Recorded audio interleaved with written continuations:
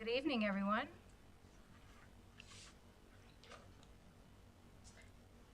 It is very loud, and it is also Tuesday, June 24th, 2025. It's 6:30 p.m.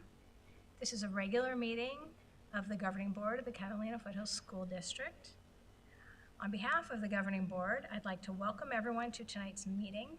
Members of the public are attending both in person and remotely through YouTube Live. In a few minutes, I'll read the rules of order for public comment at Governing Board meetings. If you wish to make a comment remotely, you should have signed up using the Google form that is available under the YouTube Live description. If you don't see the link to that form, you can refresh your YouTube live stream. If you're attending in person, the purple form request to address the board is at the back of the room. I do have 3 requests to speak. If there's anybody else that's here who does want to speak, please go ahead and fill out that form and bring it to our board secretary, Amy Sams. There is a public hearing during tonight's meeting, and if you'd like to make a comment during that public hearing, you will have another opportunity to do so when the public hearing opens. And that's the same also for being online or in person. And again, you may need to refresh that YouTube Live link. At this time, I'd invite everyone to please stand up and join me in the Pledge of Allegiance. I pledge allegiance to the flag of the United States of America and to the republic for which it stands, one nation, under God, indivisible, with liberty and justice for all.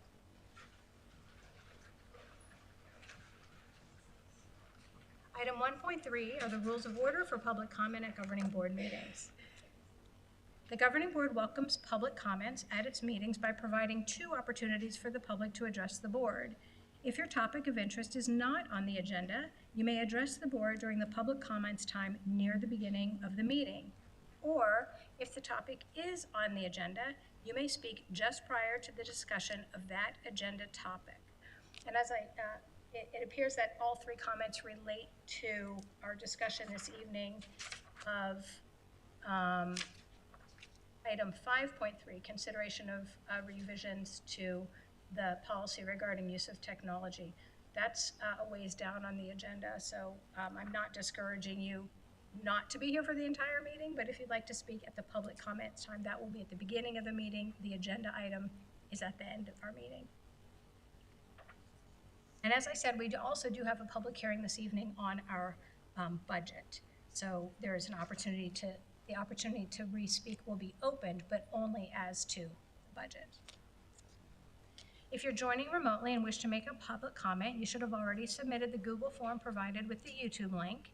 And for those attending in person, again, the purple form handed to our board secretary is required because the information that's on the form is required for our meeting minutes. So please go ahead and submit that. Speakers will be called upon when it is your turn to address the board. And for those attending remotely, and I know we have at least one, you can choose to enable your camera when it's your turn to speak, but as a reminder, you'll need to unmute your microphone when you're called upon. Each speaker will have 3 minutes to address the board. The sound of the buzzer indicates the end of your 3 minutes. In the event of a large number of speakers, the board may need to limit that time so they can conduct the business on this agenda. By law, the board cannot discuss, consider, or vote on topics that are not on the agenda. This assures our community that they are aware of the topics that will be discussed this evening. But if you wish to discuss a topic through written communication, board members' contact information can be found on the district's website. We appreciate the community's attendance and comments at this meeting. So, with that, we do move right into our public comment time. And I will call on individuals in the order in which I received these purple forms. And so our first speaker this evening is David Fink. Mr. Fink, if you'd like to approach the podium, that would be great. Thank you. Hi, my name is David Fink. I want to thank you for giving me the opportunity to speak here tonight.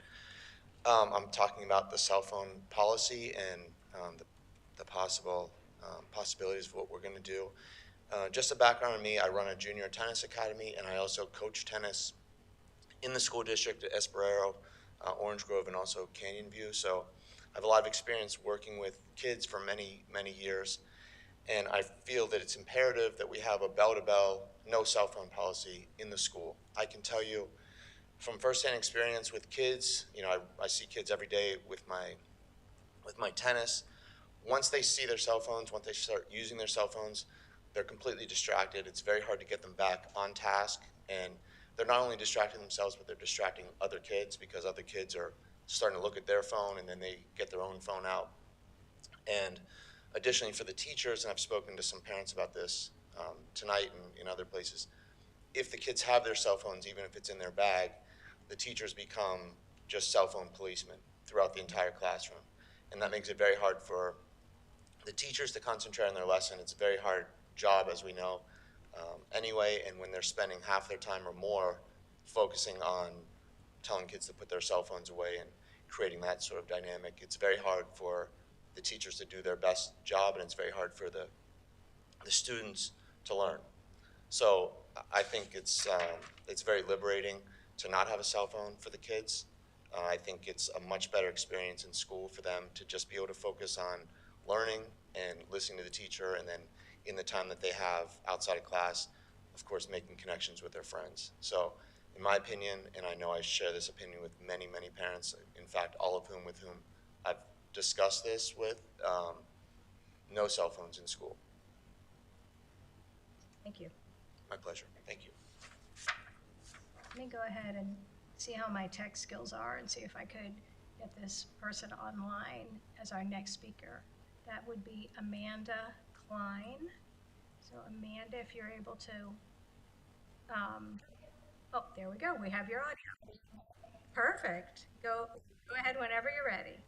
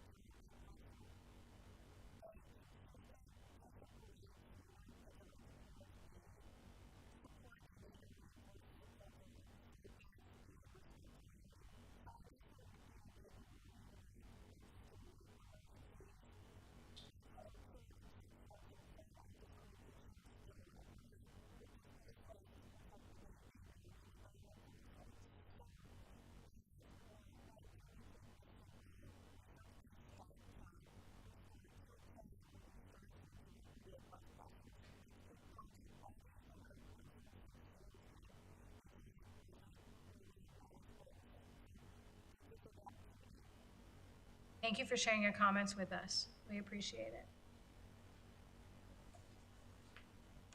Ms. Jacobs?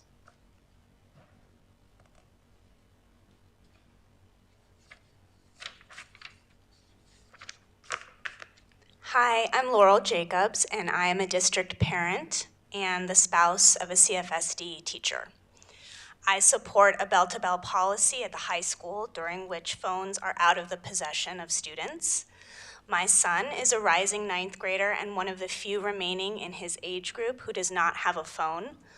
One of the hardest things I've heard from him as all his peers have gotten phones over the last few years is how much he misses actually interacting with his peers at school.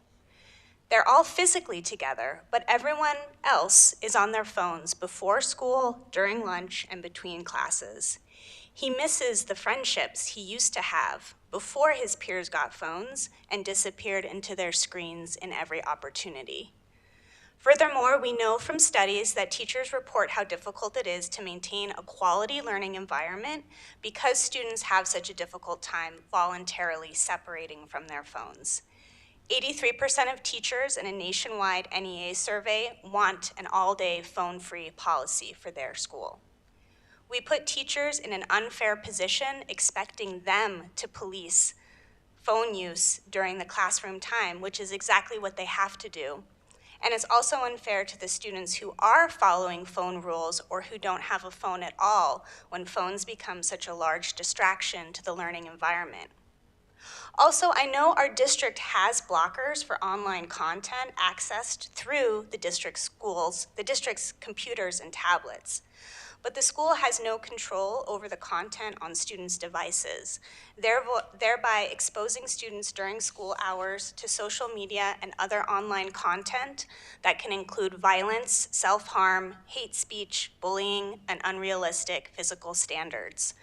Why would we allow our students to have access to this during school hours? I wonder if it's because it's just easier to privilege parents' preferences. Parents who have gotten accustomed to the convenience of contacting their kids whenever they want and are scared of school shootings. And I get it. From the district's perspective, the district doesn't want to court extreme resistance from activist parents. But I think there are solutions to this. One, enhance Centegec's communications to parents. Regularly marketing the benefits of the system could go a long way towards calming parents' fears about school-based emergencies, and could be done, for example, annually in start-of-year communications to families.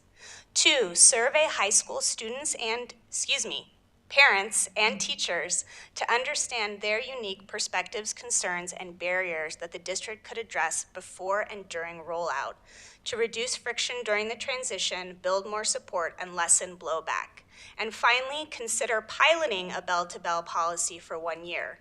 Collect before and after data from students, parents, and teachers. Take note of any changes to the state testing scores the summer after the pilot, and make a final decision after that. I strongly believe that we will always benefit from data-driven, evidence-based approaches for strong decision-making and for addressing the inevitable resistance. Thank you. Thank you very much. I'm going to go back to our online platform because I know there was somebody else there. Teresa Summers, are you there?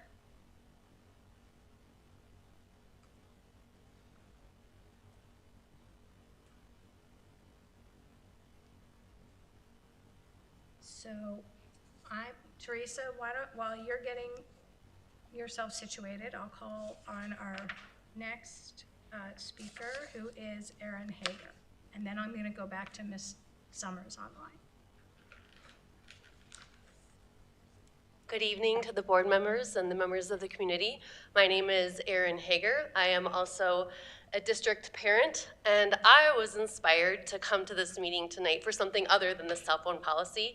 I was inspired by a conversation I recently had with a friend of mine about some of the things I really love and appreciate about this school district, and was reminded that it's not usually when we like things and are happy with things that we speak up. It's when we have complaints or frustrations. And so to that end, I was motivated to come here tonight and just talk about a couple of the things that, as the parent of a soon-to-be 8th grader who has been in district her entire academic career, I'm really happy about. One of them is, since her time in middle school, she has ridden the bus to school.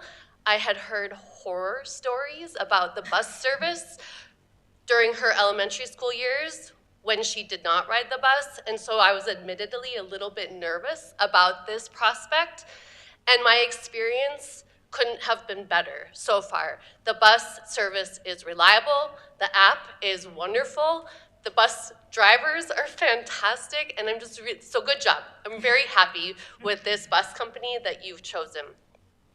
The other thing I was thinking about, because I didn't want to just talk about the bus service, is there are some staff, I'm sure there are a huge list of staff that we could all come up with who are amazing in this school district.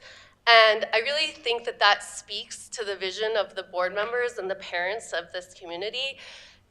A couple of them that I would single out are the two principals that my daughter has had.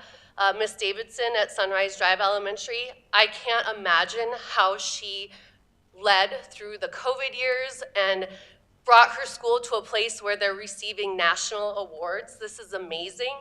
And then Mr. Ruben Tolles at Orange Grove Middle School. I think he's doing a fantastic job. He's extremely responsive to the parents. The students love and respect him. And again, thank you to the board for having the vision to not only recruit, but to retain this type of talent. Thank you so much. See that? I saw you wrote communications on your purple form, and I assumed that meant technology. I was wrong. And let's see if we have Miss Summers back to comment online.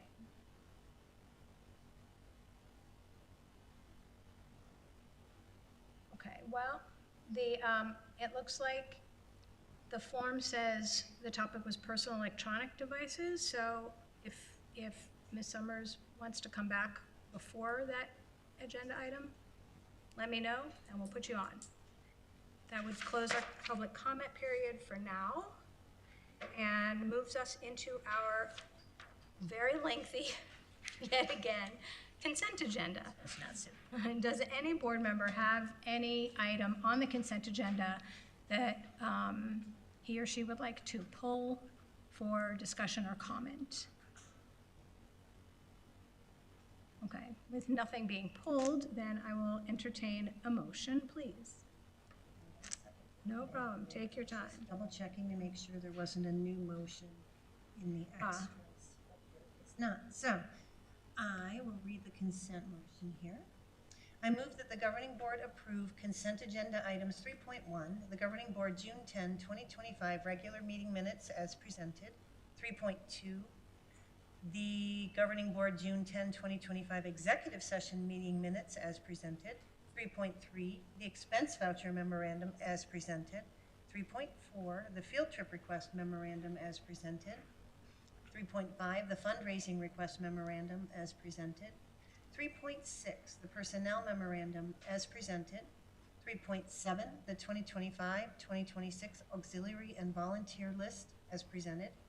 3.8, the high school athletic fees, high school club fees, high school course fees, and grades 4 through 12, extracurricular performing arts fees for the 2025-2026 school year as presented.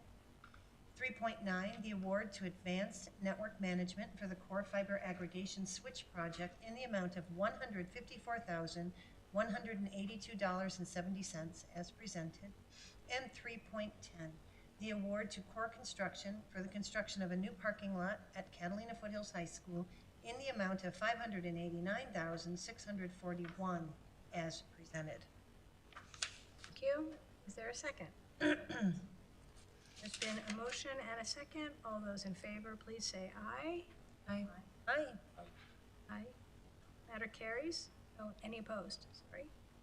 Matter carries 5-0.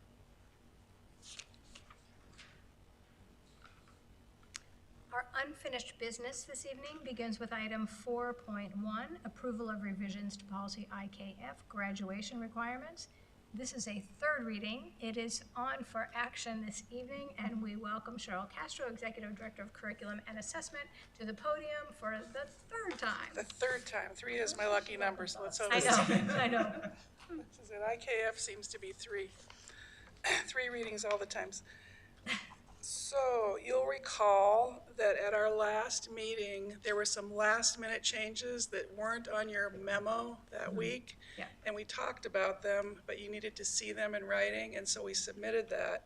Then we talked about how if you had any questions about those, you could answer, or I could answer them now. Otherwise, I could go through the whole thing again. Your choice. I personally don't think you need to go through it again. We all know what those Defer last to my changes were. colleagues. We are all on board, yes. You And we've all read the new policy. You are responsive, you implemented the requests that we asked for, they're reflected in the policy that's now up for approval. So, any further discussion or questions? Okay, then a motion, please. I move the governing board approve the revisions to policy IKF, graduation requirements, as presented. There's a second. Thank you. There's a motion and a second. All those in favor, please say aye. Aye. Aye. Opposed? Motion carries 5-0. There will not be a fourth reading. Thank you very much. Thank you. You're welcome. Thank you, Cheryl. Item 4.2 is approval of revisions to policy JLF, reporting child abuse, child protection. This is a second reading. It is on the agenda for action this evening. Mindy Westover, Associate Superintendent, thank you. Good evening. This is our second reading, revision to policy JLF, reporting child abuse. Child protections are recommended to comply with Senate Bill 1437, which amends ARS 133620 and ARS 15514 regarding mandatory reporting obligations. So following the first reading, 3 paragraphs outlining reporting procedures were relocated from the failure to report section to the main body of the policy. This structural revision improves clarity by ensuring that the reporting expectations are clearly outlined alongside the other core policy provisions, rather than being grouped under disciplinary or failure to report. The reorganization enhances the overall readability and coherency of our policy.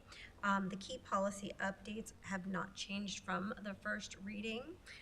We did, however, for consistency, anywhere it talked about school personnel, we made sure it now included substitute teachers and members of the governing board.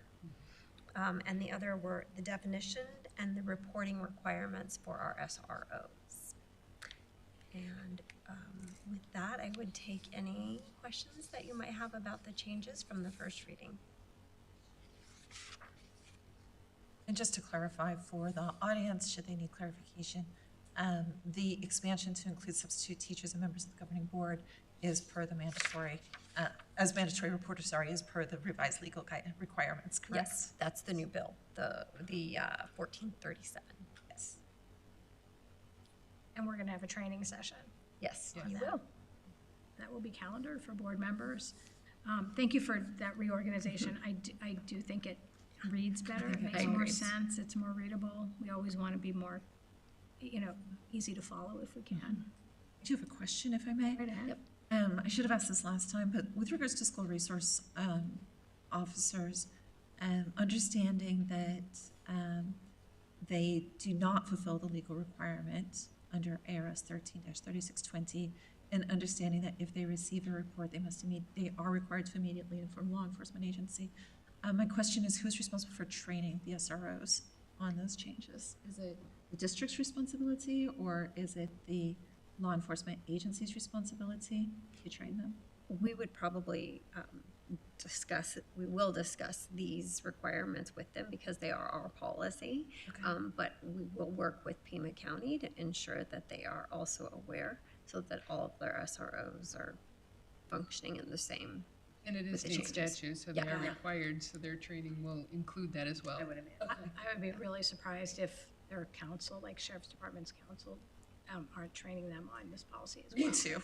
Yeah. Just want to make sure that Yeah, we're, of course. And we've I had appreciate that we're covering it from multiple angles. Yeah. we've had a good relationship with Pima, so Yes. I'm sure we'll have some leadership conversations to ensure that these expectations, because quite a few of the changes are specifically towards the SROs and their requirements. Yeah. So, There really are a lot of changes there. Yeah. Thank you. Are there any other questions for this policy? Hearing none. Is there a board member who would like to make the motion, please? We'll make the motion. I move that the governing board approve revisions to policy JLF, reporting child abuse / child protection as presented. I'll second. Thank you. We have a motion and a second. All those in favor of approving these revisions to JLF, please say aye. Aye. Aye. Aye. Opposed? Motion carries 5-0. Thank you. And our final matter under unfinished business is approval of revisions to policy JR and regulation JRR student records. This is a second reading on for action item this evening. Cheryl Castro. Thank you. Thank you. So this is the second reading to policy JR and JRR, regulation JRR, student records. House Bill 2314 amends ARS 15102 and ARS 15142 relating to parental involvement in schools and student directory information. And so we've updated our policy and reg to ensure compliance with the new requirements. Since the last reading, the only changes that have been made are catching the many parents, guardians, and changing it to parent legal guardian. I think I got them all this time. We'll see, I guess. And then the only other change that was made was changing governing board, replacing governing board with district on pages 5 and 14. That was another good suggestion you made. So you'll recall that the revisions to policy JR include requirements for a school to only disclose directory information relating to students if the school first notifies the parent or legal guardian or eligible student of the types of information that the school will designate as directory information, the right of the parent, legal guardian, or eligible student to refuse the school's designation of any or all types of information about the student as directory information, and the period of time within which the parent or legal guardian or eligible student must notify the school in writing that they do not want any or all types of the information about the student designated as directory information. A school may not disclose a student's address, telephone number, or email address unless either consent has been given in writing or the parent or legal guardian or eligible student has not opted out of the disclosure pursuant to subsection A of ARS 15142. That's the disclosure to individuals who inform students of educational or let me just explain it this way, it's easier. So if we allow individuals to come into the school to notify students about educational opportunities and trainings, then we are also required to give the same discretion to the military recruiters to come in. That's what that ARS 15142 says. The definition of eligible student was also updated in policy JR. As we move on to regulation JRR, there were 3 changes. The definition of eligible student to match what was put in the policy. Again, changing governing board to district on pages 5 and 14. That would be in your board packet, pages 73 and 82. And then on page 6, this sentence was added. This is the part about the way that the transcript, the release of transcript information must be written. This is the document that the state says that they'll supply us with a form that we can then supply to the school. And it says the district shall provide the student with a transcript release form that allows the student to designate in separate checkboxes whether the transcript is to be released to post-secondary institutions, the militia of this state, or armed services of the United States, or any combination of these entities.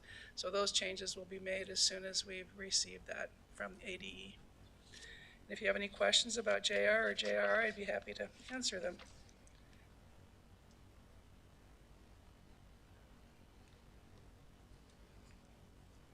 I have a question.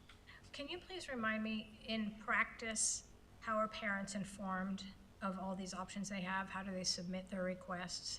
How is that communicated to our parents, families? So on the website, there are a couple ways, but on the website, we have under parents and forms, designation of directory information. And as we talked about last week very briefly, that form is currently being modified to align with this so that we can load that up to our new website so that parents have access to that. In the future, for registration, now registration's already taken place, but the idea will be that it will be embedded in the registration process as well. Correct, Dr. Bartlett? Correct. But a parent doesn't have to go to the website and fill out the form. They have to be alerted somehow, right?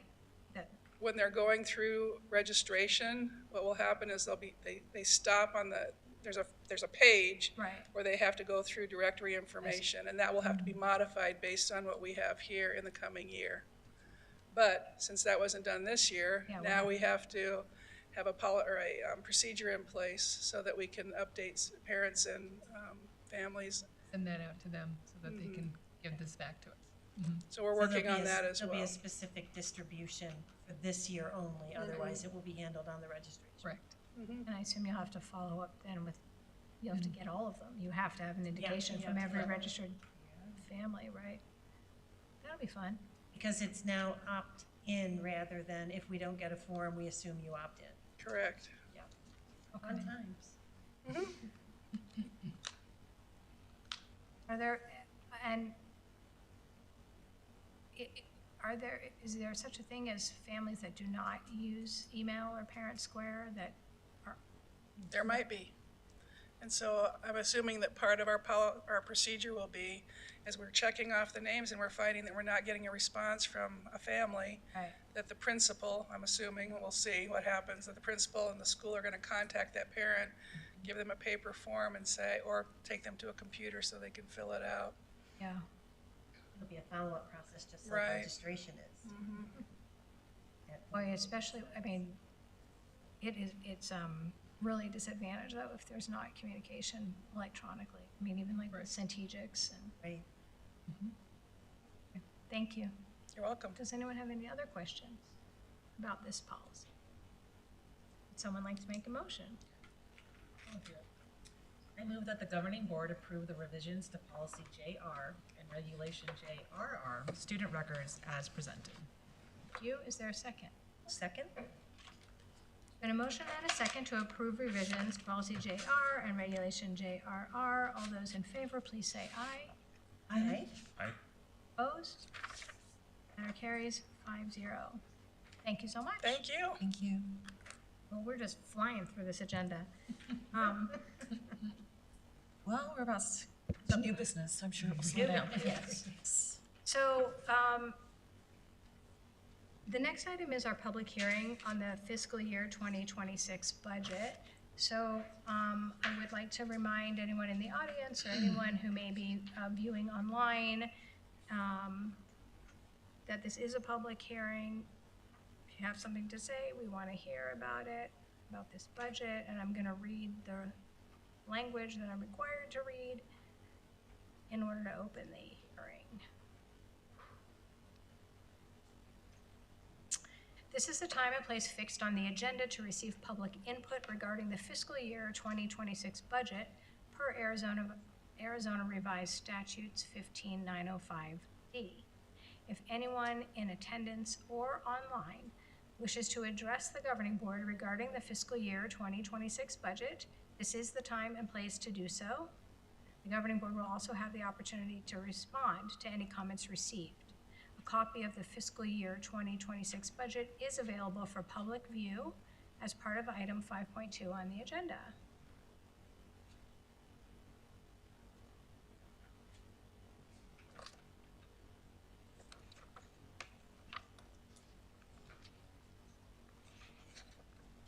I'm just gonna wait 30 more seconds. And then,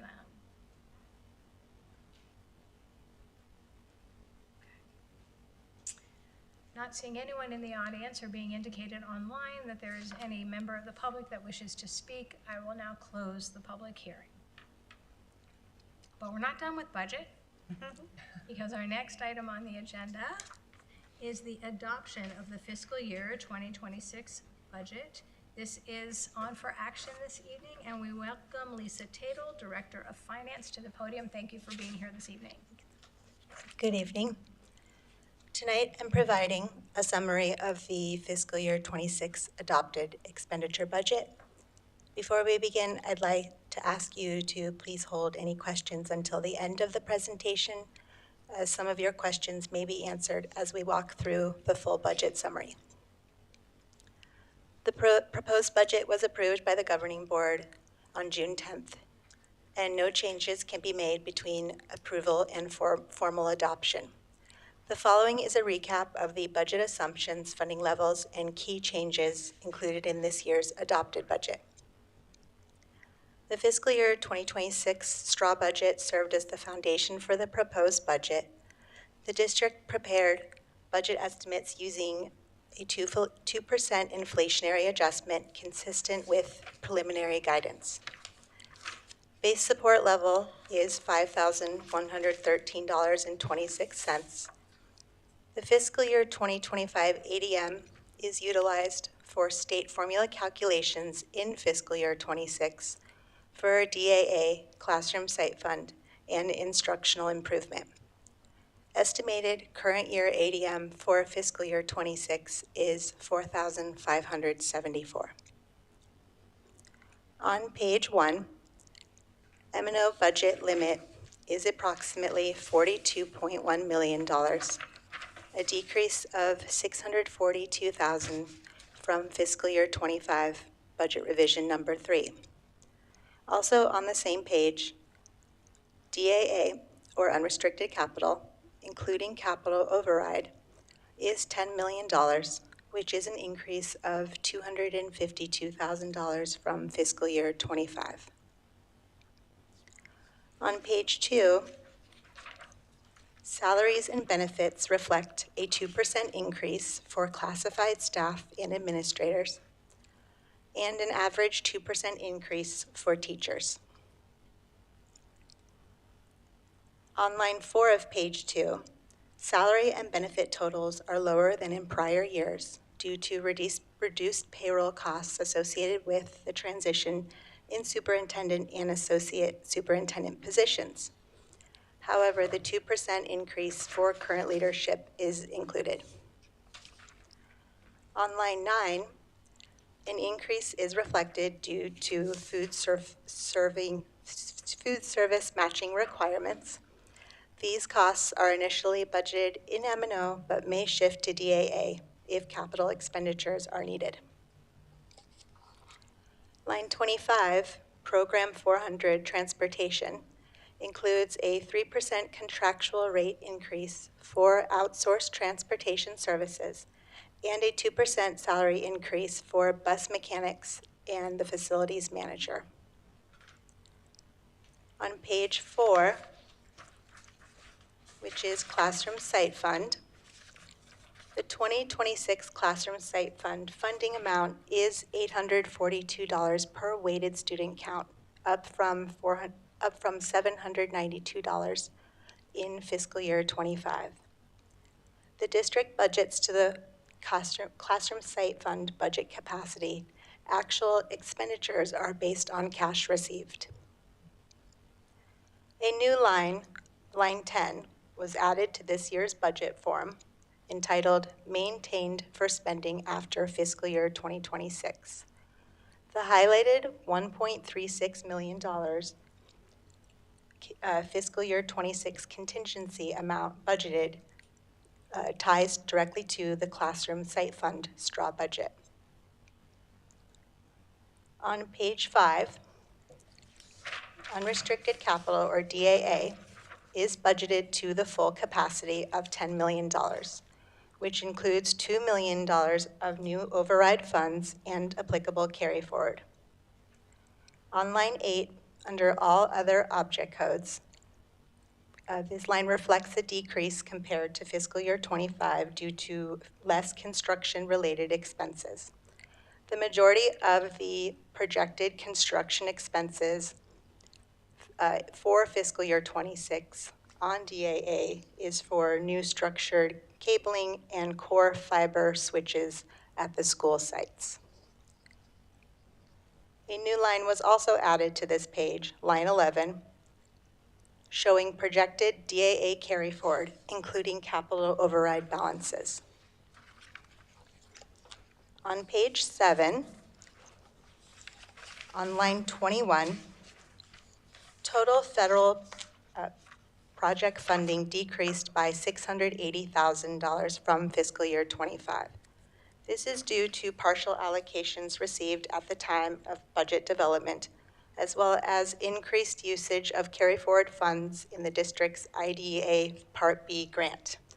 So this means fewer dollars have been budgeted to carry forward into fiscal year 2026. Grant allocations are always lower at the start of a new fiscal year because the district has not yet received their full funding amount. On page 8, which are the budget limit calculations, on line 2C, the fiscal year 26 DAA allocation is $2.87 million, with $1.45 million transferred to M&O. The remaining balance is left in capital. This transfer amount may be adjusted once final M&O carry forward is determined after the completion of the fiscal year 25 annual financial report. Line 3A reflects the M&O override of $4.675 million. Line 10 confirms the M&O budget limit of $42.1 million, which ties to the total budget limit on page 1, the cover sheet. This figure also ties to the revenue projections in the straw budget, net of $15,000 in estimated tuition revenue. On page 9, which is the capital budget limit calculations, lines 6 and 8 show estimated actual fiscal year 2025 expenditures and interest earnings. These are estimates as fiscal year 25 does not fully close until the end of August. Page 16, line 8 shows estimated actual M&O expenditures for fiscal year 25. Line 9 reflects estimated M&O budget balance carry forward of $2 million, which is also stated on the revenue straw budget as well. The straw budget was included with the adopted budget. We have not done this in past years. There were no additional changes to the straw budget from the proposed budget. We were providing the information again for your reference, and so you could sufficiently tie the straw budget to the expenditure budget. Thank you. I'm happy to answer any questions you may have. Thank you for going through this again, and the way it's organized made it very easy to follow. I appreciate that very much. Questions from board members? We can't change anything, but we can certainly ask for clarification and questions.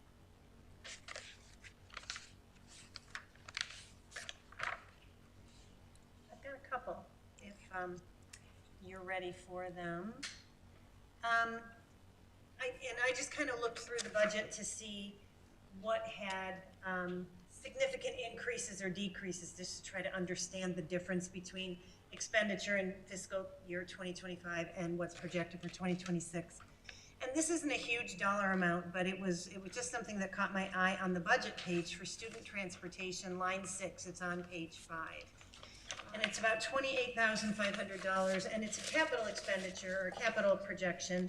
And I know that that can't be the cost of a bus. And I was wondering what other kinds of expenses are paid from the capital budget for transportation and that would make up this money. Yeah, so these two budget lines consist of subscription costs, so for the RFID and Zonar that we use on the bus, and also it includes any sort of capital items that the bus maintenance needs to purchase to help repair the buses. So software is actually considered, or the software subscriptions are actually considered capital. Yeah, software was originally coded as a capital, and then it was moved over to this new function or new object code. They added this column. I kind of remember that we did some adjustment of the software expenses, but it's odd because I would assume that subscriptions come up every year, that we're probably paying annual subscriptions, and I always understood from my days in accounting that anything a year or less is not capital, but I'm sure you guys know what you're doing. On page 6, there was a large jump in DAA expenditure on line 10 for technology, hardware, and software. Fiscal year 2025 was $500,000, and it went up to $1.2 million. And I was wondering what's there. So next year there is a plan to purchase new student devices, for, and maybe potentially entering a new Apple lease. So by student devices, we're talking about the computers that they use. Chromebooks, yeah, laptops. And are we at 1-to-1 on the Chromebooks now in our ratios? Are we close to that, or? We're very close. Yeah. We just had this conversation today. We're very close. Not every, I mean, some sites are, some Yeah. sites are not. Okay. Yes, we're very close. Okay, is that the goal?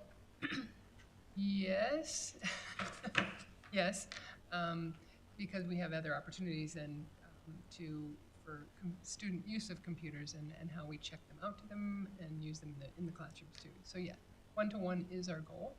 Right now, it's 1-to-1 when they're in the classroom that's using them. Right, okay. But it's working. Yes, it's working working. right now.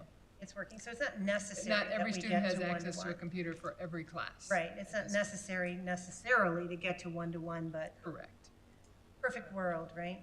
Mhm. Okay, let's see, I am getting to the end of my questions, sorry, Lisa. On the cover memo on page, oh, you know what, I got the answer to this one. I don't need the answer to that one, and I don't need the answer to my last one. So that was it, thank Great. you. Can I follow up on the laptop or computer purchase? Is that a function of just depreciation, or is that a function of, I know they stopped doing the security updates after a certain number of years, and so it essentially becomes necessary to upgrade? Is there a specific thing driving that? I mean, I can attempt to answer this, but yes, I do know that we usually cycle every 3 to 4 years for security, but I am not the IT director. Students can be hard on our computers. Oh, yeah. Really? What did you So- say, Denise? Students can be hard on the computers. Oh, I would so imagine. We need to continually replenish them. But we're thinking of not leasing anymore, actually purchasing? Is that what that sentence meant? Well, I believe it's purchasing for the Students. students, leasing for our staff and staff. Okay. Yes. Interesting. Sorry, what do you mean? We lease for our staff, so then they turn them in. We turn them back into Apple, and because we get them Apple we don't get them Chromebooks, we get them MacBooks. Yeah. Students were purchasing Chromebooks, so we purchase them outright. Yes, sorry, but we don't purchase them for specific students. Oh, no. No. Yes, sorry, that's what caught my attention. I was like, wait a minute. No. Okay. Are there any other questions about the budget? I have a totally different question Go right if we're ahead. finished with the MacBook technology topic. Transportation. The budget allows for transportation needs to the extent that we know them at this point. My understanding is we're continuing to look at extending the transportation routes. So my question is, should we extend those routes? Would that increased cost come back to us through a revised budget, or how would that be handled? We do not have plans to extend routes that will increase our costs at this time. Okay. They're going to work within the existing routes, and so it will Okay. not increase any cost for this next coming school year. Gotcha. Thank you. That's my only additional question. So this is on for an action item this evening to approve the budget, and then we, of course, would anticipate a revision or two when The legislature when does. the state decides to give us an actual budget to work with. But for tonight, if everyone's questions are answered, may I have a motion? Eileen, do you want to? Sure. Get there. Oh, long memo, okay. I move that the governing board adopt the fiscal year 2026 expenditure budget as presented. Thank you. There's been a motion. Is there a second? Second. All those in favor of adopting the fiscal year 2026 expenditure budget, please say aye. Aye? Aye. Aye. Opposed? Motion carries 5-0. Thank you. Thank you. Thank you very much. Thank you for being here. Item 5.3 on our agenda is consideration of revisions to policy IJNDB and regulation IND, did I say that right? IJNDBR, use of technology resources in instruction. This is a first reading, but before we talked, we hear from Cheryl Castro, There that's right. was, I believe everyone in the audience who wished to speak on this topic spoke during public comments. But if Teresa Summers is online and wishes to make her public comment now, that would be great. Because she tried again to sign up.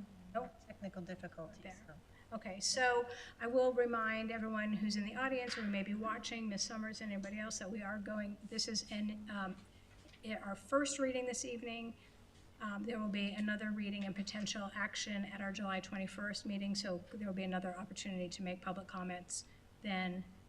So, Cheryl Castro. One more time. Thank you. So presented for your consideration tonight are the revisions to policy IJNDB and regulation IJNDBR, use of technology resources in instruction.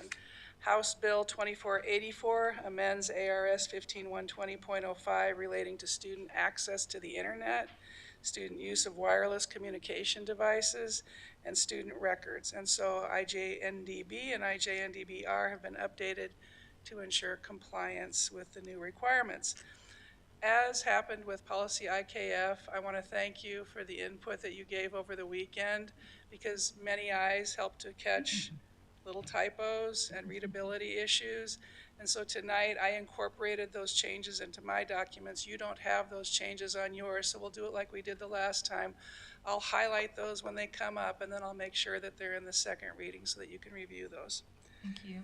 So there were two key revisions to IJNDB, restricting student access to social media platforms except as allowed for during instruction by the teacher, and also limiting the use of wireless communication devices by students during the school day.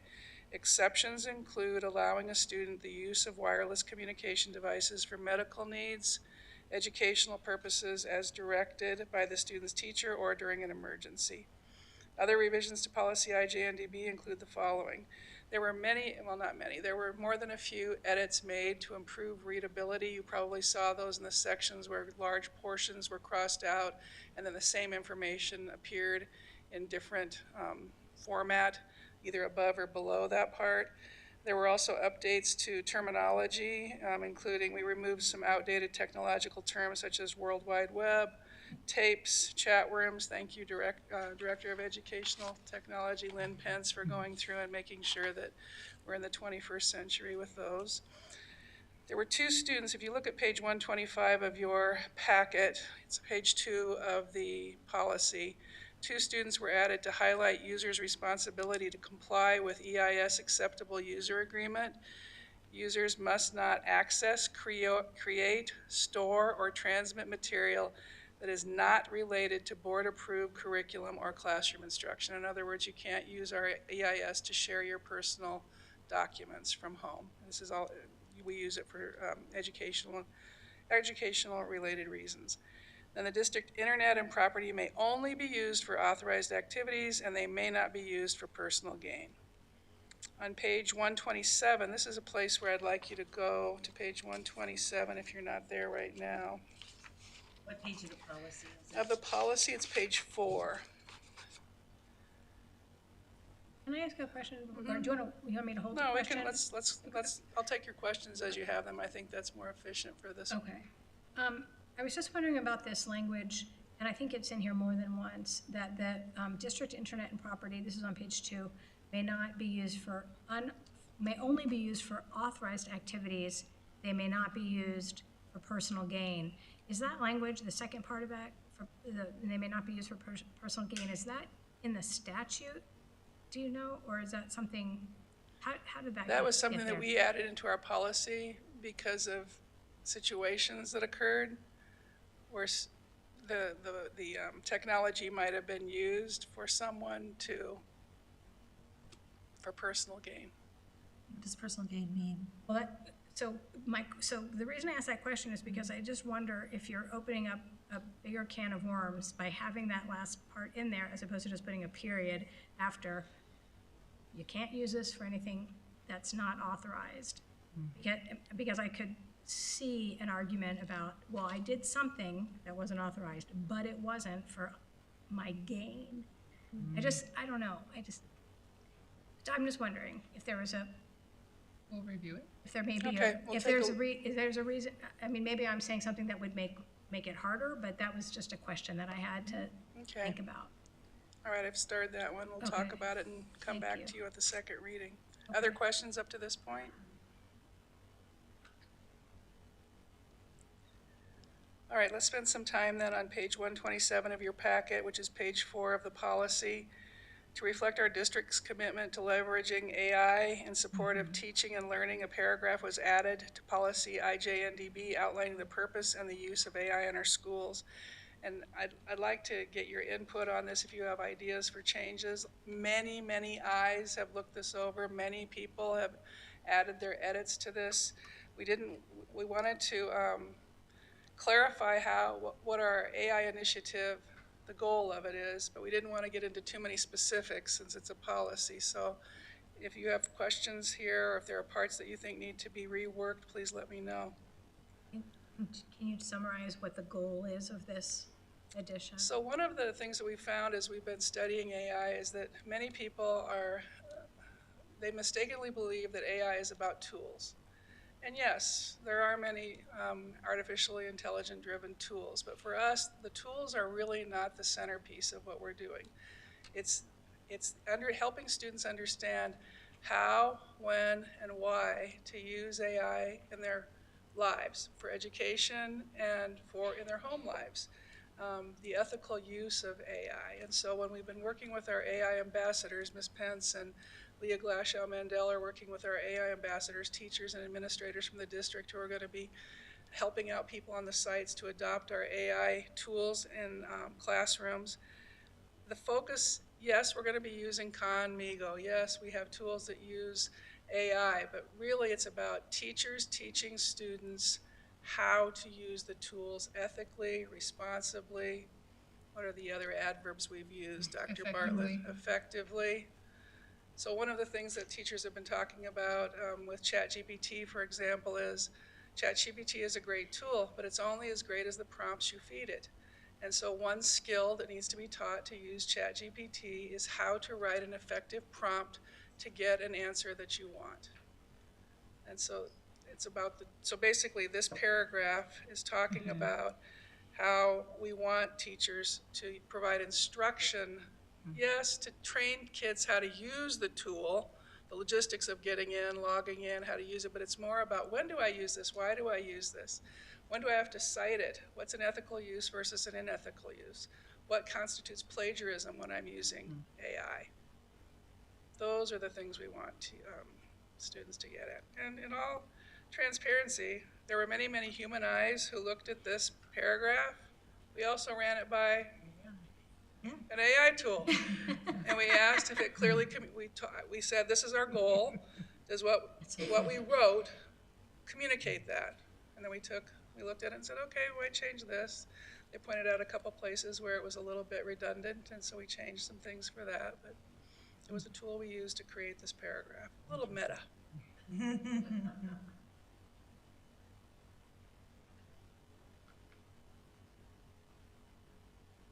Do you anticipate in having another document that will explain the things that you didn't want to explain in here because you don't want to make this you want this to be the overview and things, I'm thinking about things like consistency in grade levels and So we're in CFS, yeah, I see what you're saying. We're in CFSD, and so it's never one document. Right. It's many, many documents for many different purposes. So just today, Dr. Bartlett and I reviewed a document that Ms. Pence and Leah Glashow-Mandel created that basically is a one-pager that shows our vision of AI use. So that's one tool that's going to be used to help teach teachers about where we're going with AI use. I know when we start working with teacher teams in content areas, there will be other documents created. When we did the world languages revision over the past year, we had already started taking notes about how, when, and why we want to use AI to help students become fully proficient in another language. And so we have the beginnings of those documents. My guess is that we'll have one-pagers about how to use it in social studies, how to use it in science, how to use it in the other content areas. And then teachers will also be adding their flair to how we use AI in each of our classrooms. It really is about more about the how. How, when, and why do I use AI? And more importantly, when do I not use AI in my But those classroom? would not be in our policy. Those are more Right. curriculum documents that our teachers would be using, not really our policy documents. Curriculum documents which we have to approve. Yes.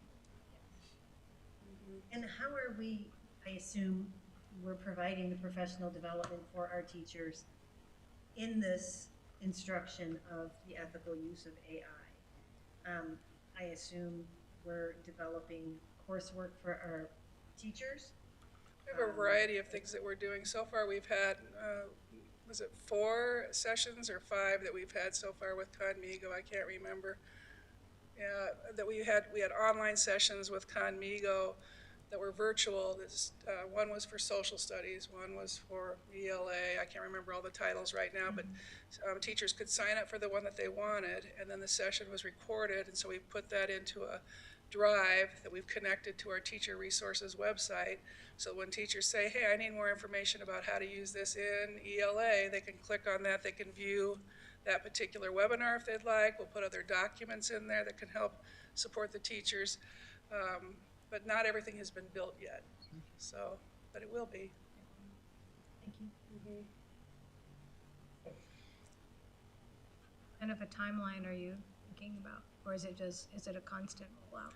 Our first foray beyond the AI, and people are already using it for themselves in their classroom to create lesson plans and such, but our first official foray into this is our STEM integration specialists and ed technology leaders at the high school are going to be providing on July 29th.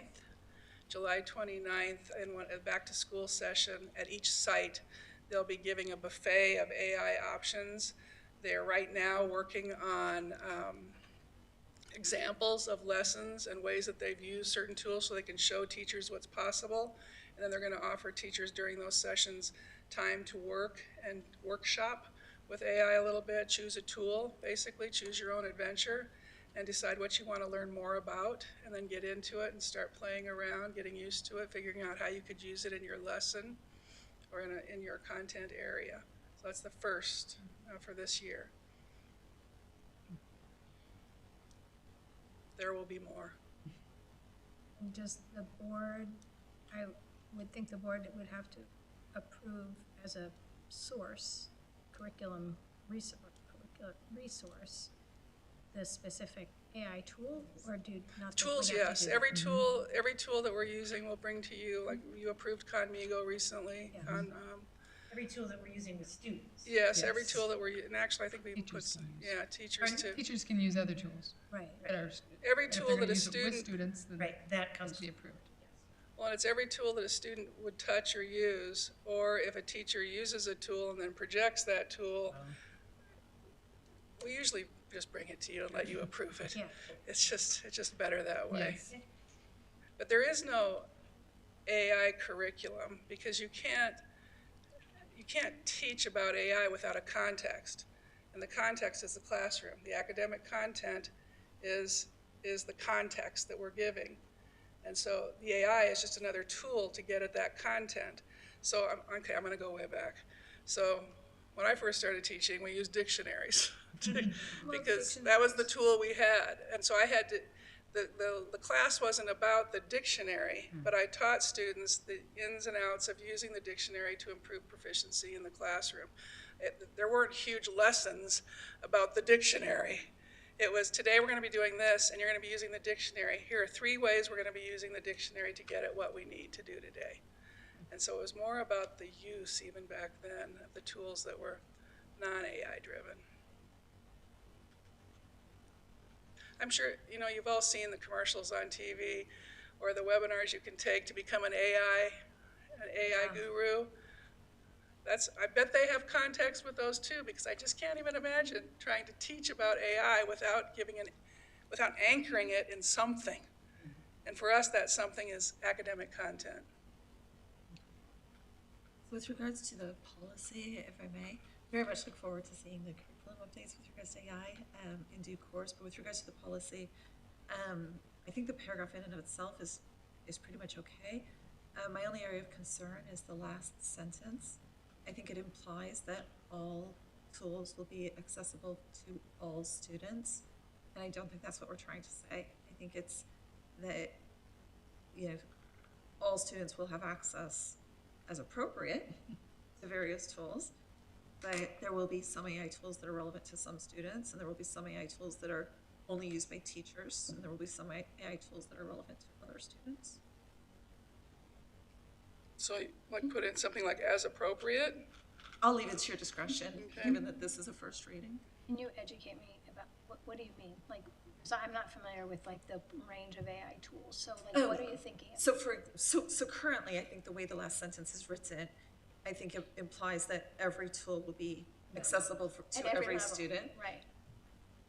The decision might be that, for example, Khan Academy, which is for math, that the AI tools there are going to be embraced, let's say, in the accelerated math classes for differentiated teaching, or in middle school, not necessarily in every math I class, see what right?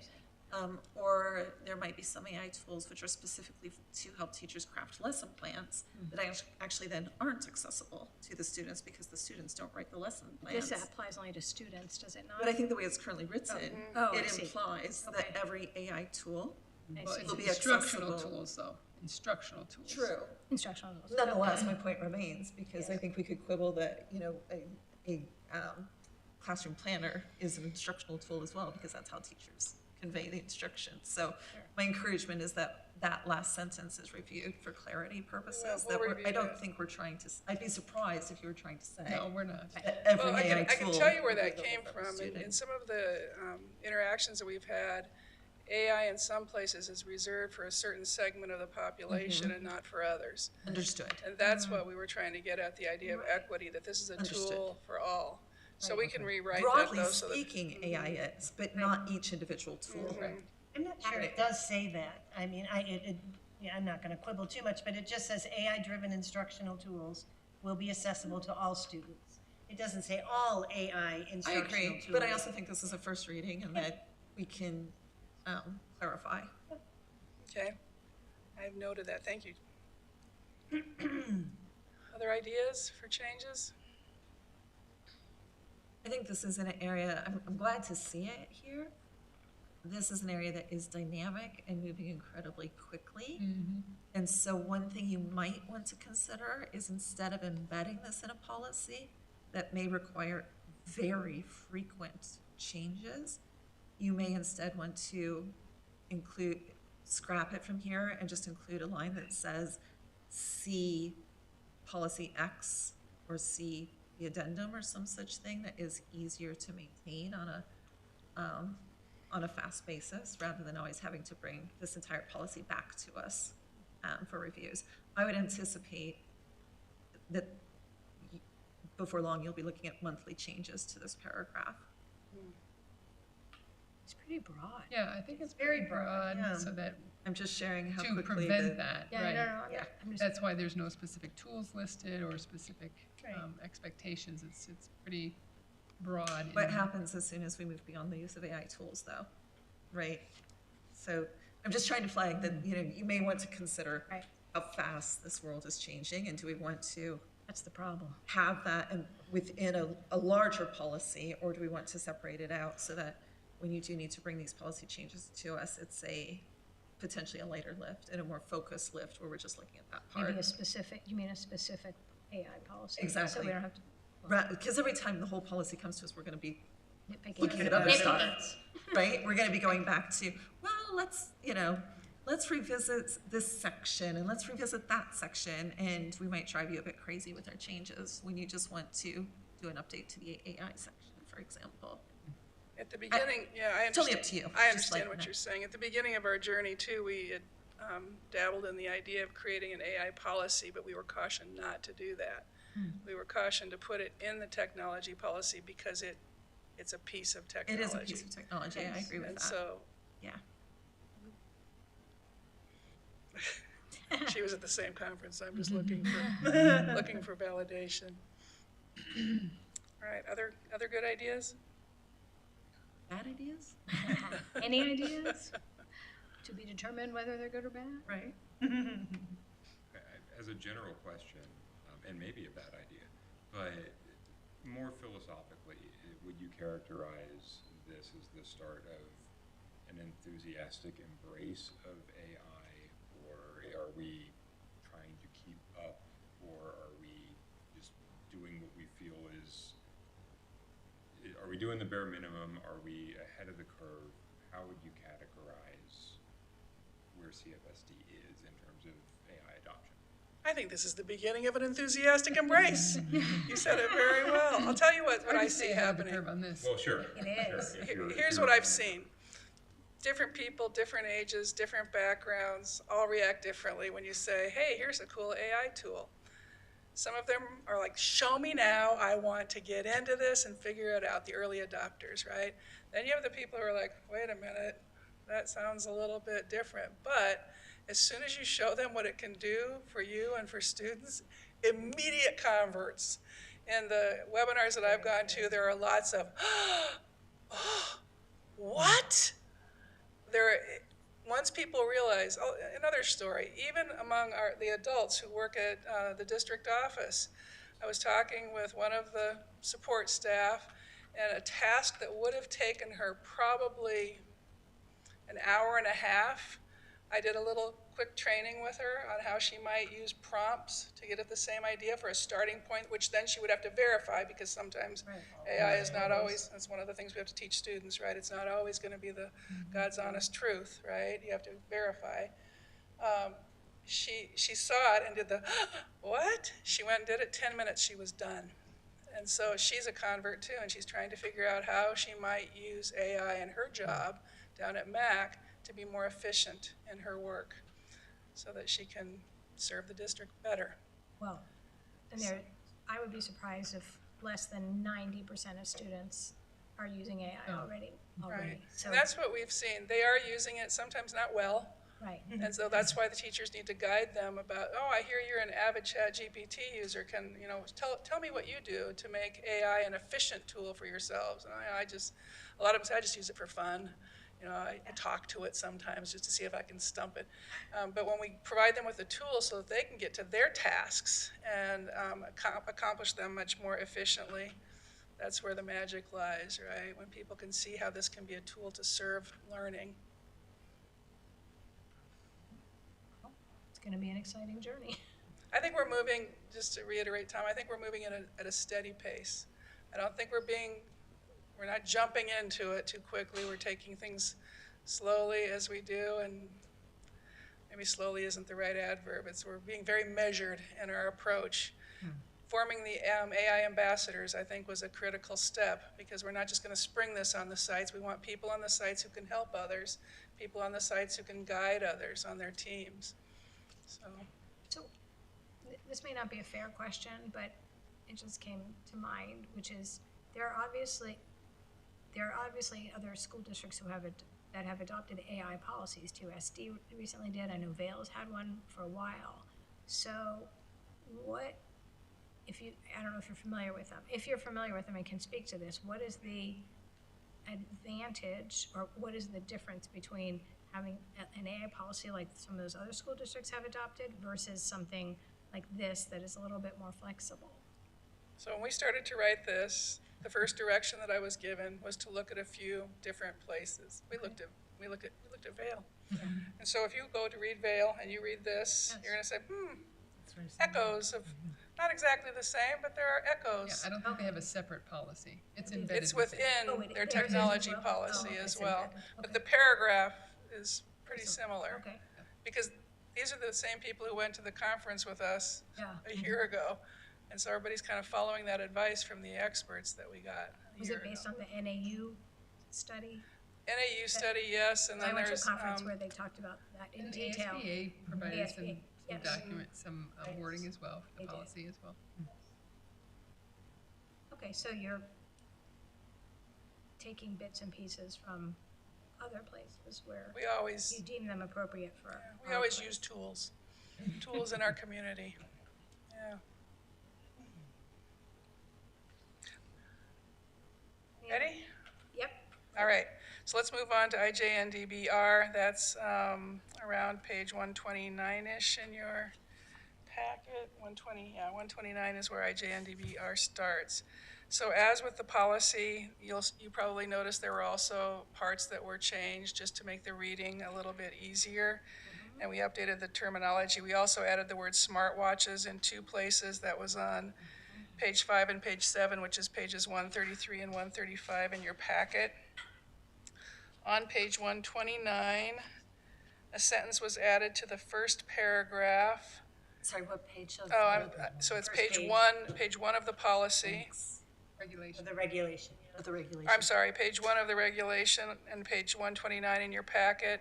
It's at the end of the first paragraph, and it's including the part that was actually the main addition here about the regulation also sets forth the acceptable uses of personal wireless communication devices, whether or not such devices access the district's EIS. So that was a sentence that was added. In the first bullet, this is the first suggestion that was made late this week that you do not have in your packet that I'll include in the second reading. In the first bullet, under filtering, monitoring, and access, you'll see the word matter. We replaced that with material. And on page 2 of your packet, that's page 130.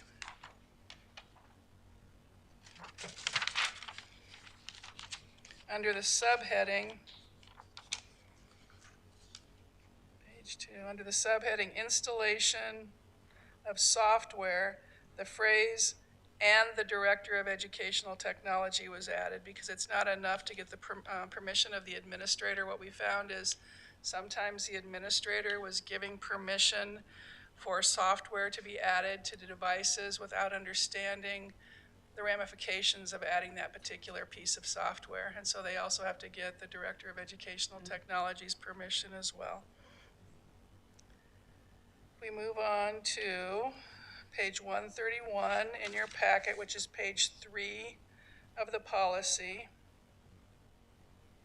In the last paragraph, under the bullets there at the bottom of the page, under directory information, this sentence was removed from the last full paragraph.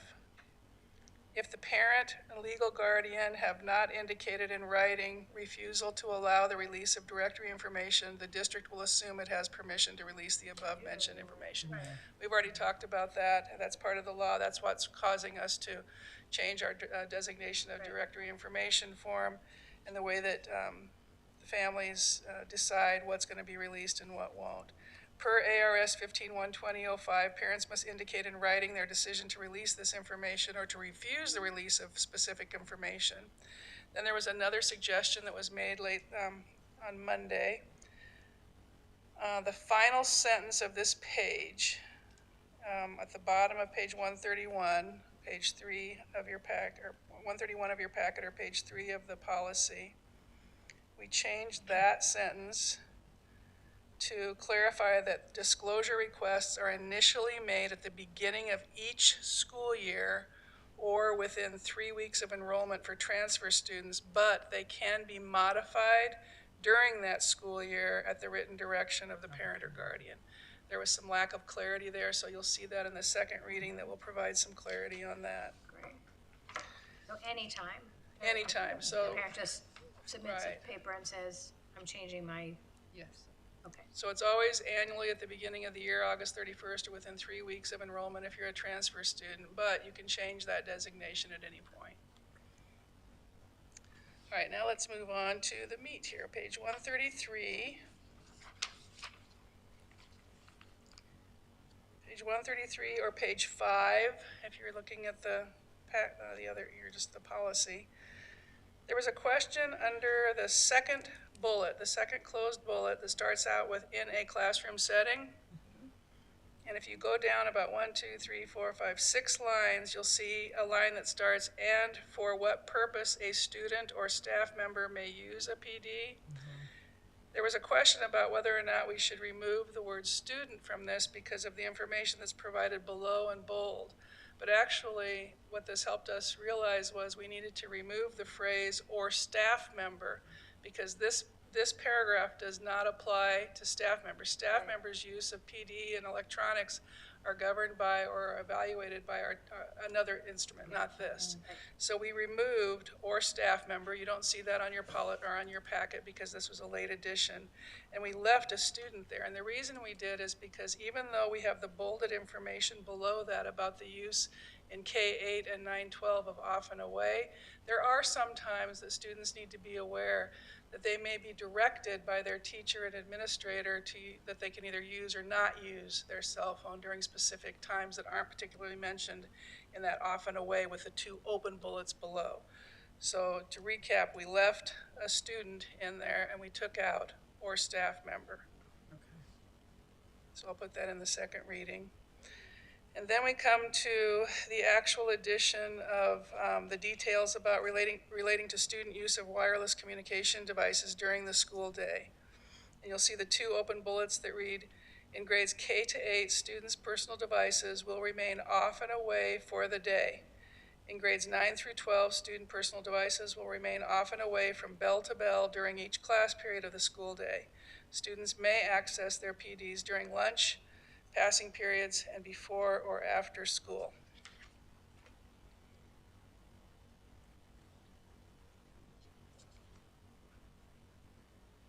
Were there questions? That was a big piece, so were there questions there? Oh, Gonna take questions now or at the end? you said as we go along. However, you can say whatever, you decide, whatever works for you, works for me.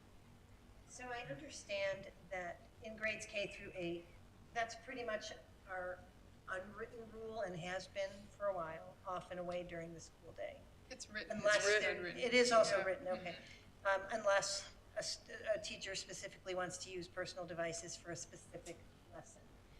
So, but right now, remaining off and away for the day, what mechanism are we giving teachers or are we thinking about providing to facilitate that off and away for the day? There's been commentary about if it's in a kid's backpack or if it's, within a kid's sight, that it's still a distraction. So I am wondering what we mean by off and away. In their backpack. So in their own backpack. So we're not talking about any specific Collection of them. pouches or No. collection process at the No. beginning of the day and retrieval at the end of the day. No. Because Liability issues and just the logistics of collecting all of them and then getting them back to the same owner. The instructional time lost, the liability, all those reasons, we're not ready to do that. When you, I know you waited to bring this policy, we didn't really wait, we had to do this, we just got this statute recently, but,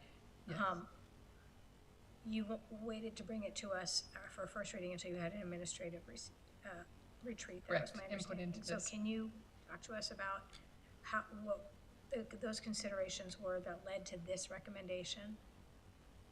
Well, the administrators are the ones that came up with this wording. This is what they are comfortable with enforcing at their sites. In K-8,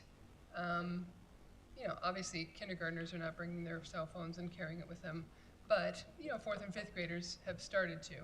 So they have been enforcing it for off and away. But it wasn't a policy, it was at the discretion of the administrator.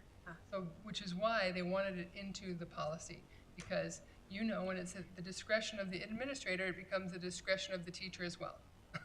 Right. And so we wanted a more consistent application, and the administrators wanted a more consistent application. Same goes with the high school. The high school has had a practice of off and away for the class, and they have pouches in their classrooms. But again, without a policy language, it was, the application or the implementation by teachers was inconsistent. And so the high school administrators, as well as all of our administrators, really wanted language in a policy so that teachers had it in their hands to enforce. So I think you said there are some pouches in some high school classrooms?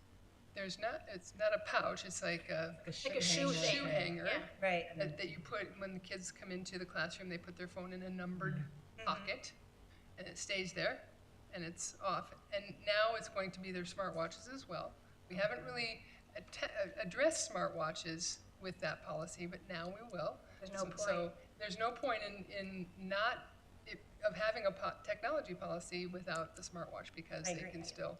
Of course. So those now smartwatches as well as the cell phone will go into those pouches. in And the so high school. is every classroom at the high school equipped with the shoe pouches? Yes. And is now and will continue to? Yes. And we don't think we need that, well, I guess we don't, if they're off and away all day long at K through 8, the administrators feel like they have enough tools in their tool belt to, just with a written policy, to enforce that? Yeah, with the help of their teachers. I mean, the teachers are gonna be doing that as well. But kids don't get into their backpacks throughout the day much in a K-8 setting. Yeah, they hang them up. They hang them up and they're there unless they go get in it for lunch or their lunch, but, you know, obviously they put their lunches in a refrigerator too, so they don't really get into their backpacks So they that walk into a much. classroom and hang up their backpack? Yeah. I have a couple of additional questions on the same thing. Smartwatches was one, so glad to hear you say that that's included there. So at K through 8, is the expectation that smartwatches are then put in the backpacks? And Correct. so if a student, so presumably that communication will go home to parents, that if the kid's Yes. wearing a smartwatch actually to like tell the time or some such thing, they need to get a different kind of watch. We have clocks in all of our There are classrooms. some, generally they work, right? Yeah, they were. And Orange Grove, Some they of them do. are analog, so that We might have be new a ones in problem. Orange Grove, so they do. I don't see the inclusion of smart glasses Oh. here, and so I would encourage smart glasses be included. Or any other device. It kind of, that yeah, it may says connect Connective wirelessly device. to. Exactly. I'm sure Yeah. you could think of some. It says any new technology developed with similar capabilities, but I Yes. think the ones that we already know of, we Yes. should Classes are already explicitly here, yeah. include, would be my advice. And then just going back to the shoe bags at the high school, I know from personal experience, you know, sometimes teachers use them, sometimes they, as like a way of like roll call type of thing, right? Other times the teachers are like, so long as it's in your backpack, it's fine. One observation that I will share from personal experience is that for the kids who actually, for the kids who are not inclined to use their phones during the day, having this shoe bag actually is hurtful because they're like, I just want my phone to be in my backpack in the bottom of it, and I don't want to look at it and think of it. And having to get it out and dig it out from the bottom of my backpack to put it into a shoe bag then makes me think of it, and then I want to see what's going on. So just sharing that I appreciate sometimes it's used for roll call, but given that we're rolling out a new policy here, might want to consider you know, how that shoe bag is used and whether it's used as a way of collection or if it's more, so long as your phone is away bell to bell, we're good, because again, just sharing that personal experience here from Explain what you some mean by students. using it for roll call. So some teachers, as a way of taking attendance, they look at the shoe bag. If there's a phone in the They're back, all and full then. they have a number, they're Yeah. assigned a number. If there's a phone in there, then the student's And they know there. the student's there. Oh, interesting. Yeah. And it's a way of enforcing the kids to put their phone in there, because if their phone's not there, they're marked absent, I see. right? Even if they're there in their chair type of thing. So they use it for good reasons. However, there's an unintended consequence potentially of kids who are like, I actually don't want to see my phone all day. I'm good with not seeing it all day. And now my teacher's asking me to get it out, to put it in there. And then I happen to see that I have 99, you know, social media posts or whatever type of thing. And I So, think that would be just sharing that. at the discretion of the administrator at that point. I agree. Again, just want to share. We wouldn't want you that know, a wording in our different policy, but perspective yes. here that perhaps might not. It's good. And I think that's how it is Makes now. sense. The teachers that I've talked to, I can think of one teacher in particular that I talked to at length about this, where some of the colleagues on the floor, it's, you must put it into the pouch. Others say, put it in the pouch if that's where you need to have it so you don't get into it. And then if a kid, let's say that there's a student who says, oh, I'm fine with just putting it in my backpack, but then there's, you know, the surreptitious glancing. Yeah. They'll conference, this teacher told me that they would conference with their students and say, I've noticed that having it next to you is hard. So how about you put it up in the pouch for the next 5 days, then we'll see how you do after that. So I don't know what procedures they're gonna come up with at the site. If the principals and the teachers are gonna decide, everybody has to use the pouches. I'm inclined to believe that in grades 9, 12, it'll be something more like what we're talking about, where some teachers have no trouble saying, put it in the pouch and we're moving on. Others will say, just so long as it's off and away, off of your body, in a backpack, that's fine. Exactly. So that's what I predict may happen. Agree. So one of the concerns that we've heard about from parents, and I'm not sure from teachers directly, but certainly parents have talked about this, about teachers spending a lot of time enforcing when it's in the backpack. You know, you're looking at it, so was this discussed at your administrative meeting? And do you think that now that there's the strength, the force of policy will help teachers not have to spend so much time enforcing? I mean, I know there's gonna be a transition period or, you know, but. Yeah, I'm not sure it's going to reduce time.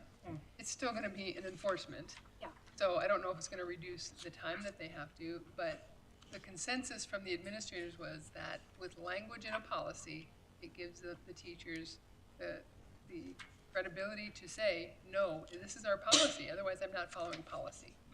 So that was the consensus of our administrators for wording in the policy. Was there any discussion or consideration of including specific enforcement and discipline in the policy? Because that seems completely teacher discretion. We're specific on where the, not even necessarily where the PD should be, but that it should be off and away. But if not, is enforcement of that administrator and teacher discretion? Discipline for who? You're saying, can Or this for result, students. So violation of basically, this policy result in some disciplinary Will action? your phone be confiscated? Will your, I mean, we're putting a lot of effort into describing the restrictions, but not the consequences if that's broken. And I believe that's what the schools put into place in their policies, in their handbooks. That's, and we have our discipline matrix, which includes technology violations. Yeah. This would be included in that discipline matrix as a violation. So none of that is changing No, by changing this policy around access. no. And parents will, sorry, I'm sorry, go ahead. I just have a question. I just want to be sure I'm very clear. I went back to the policy and it says the personal device can be used for educational purposes as directed by the teacher. So I just want to be very clear that in some of our accelerated math classes in K through 8, you know, my daughter's habit was to take a picture of a long equation because there's no way she could write that all down. So that kind of thing will still be allowed. Well, I don't know if the phones are not gonna be out. Okay. You're not gonna have access to that, but they could ask the teacher to send a screenshot of it or post a screenshot or something like that. But no, they're not gonna have their phones available to just take a picture quickly of something that's going to be happening on a screen in their classroom. Unless the teacher says that's okay. Unless the teacher says, you can get your phone out and take that picture. Which, I mean, I feel like there's so many exceptions there. I mean, Right. I relate to that. I have a daughter with dyscalculia, and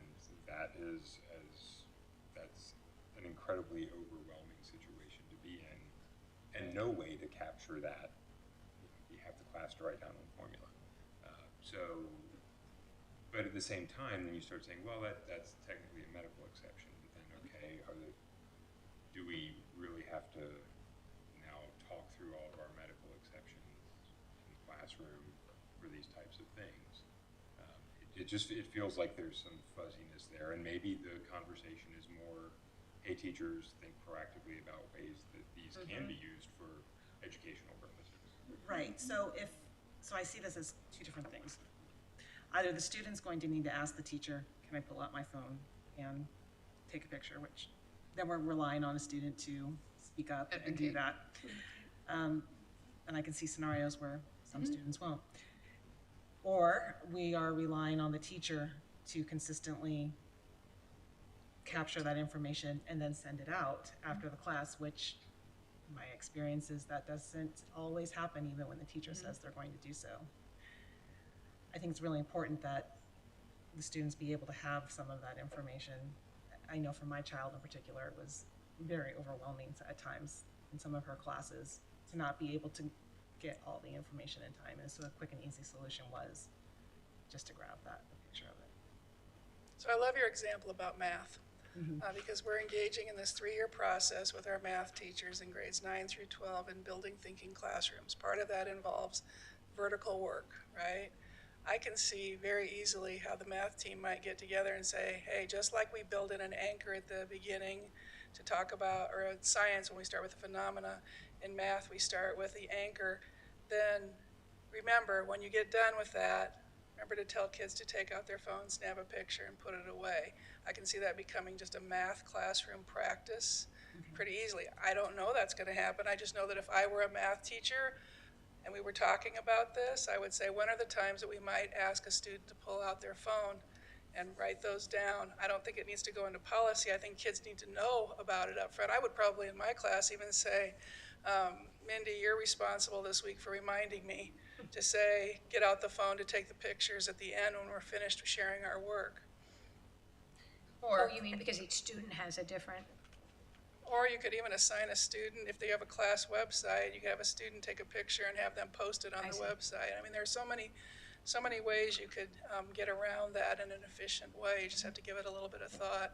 But you are describing a situation, Jacqueline, that involves a student using a piece of technology as a learning tool Right. for them. Right, so that's why I just want to make sure. And that is, when we're talking about AI, when we're talking about all of these things, technology can be used, especially as we progress our students through high school, how to use their devices in productive manners is extremely important. So giving our teachers some leeway in that, I think, is very critical because, they need to know as soon as they head out to college how to effectively use their learning tools. Now, sitting on their tool scanning through Right. social media is not an effective use. I agree. So, and it is difficult.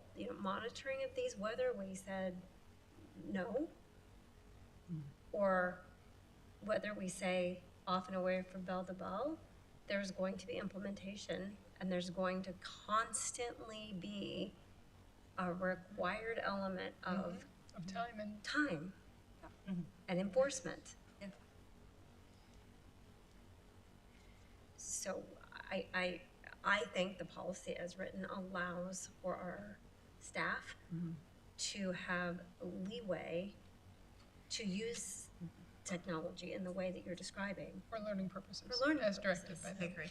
And I like that. I think you make a really good point there, Mindy, that part of our responsibility is teaching children and students how to use technology responsibly and how to navigate that world. So I appreciate you bringing that up. And I don't mean to minimize the absolute, I understand the pure addiction element of phones and what it is doing to our students. It is very difficult.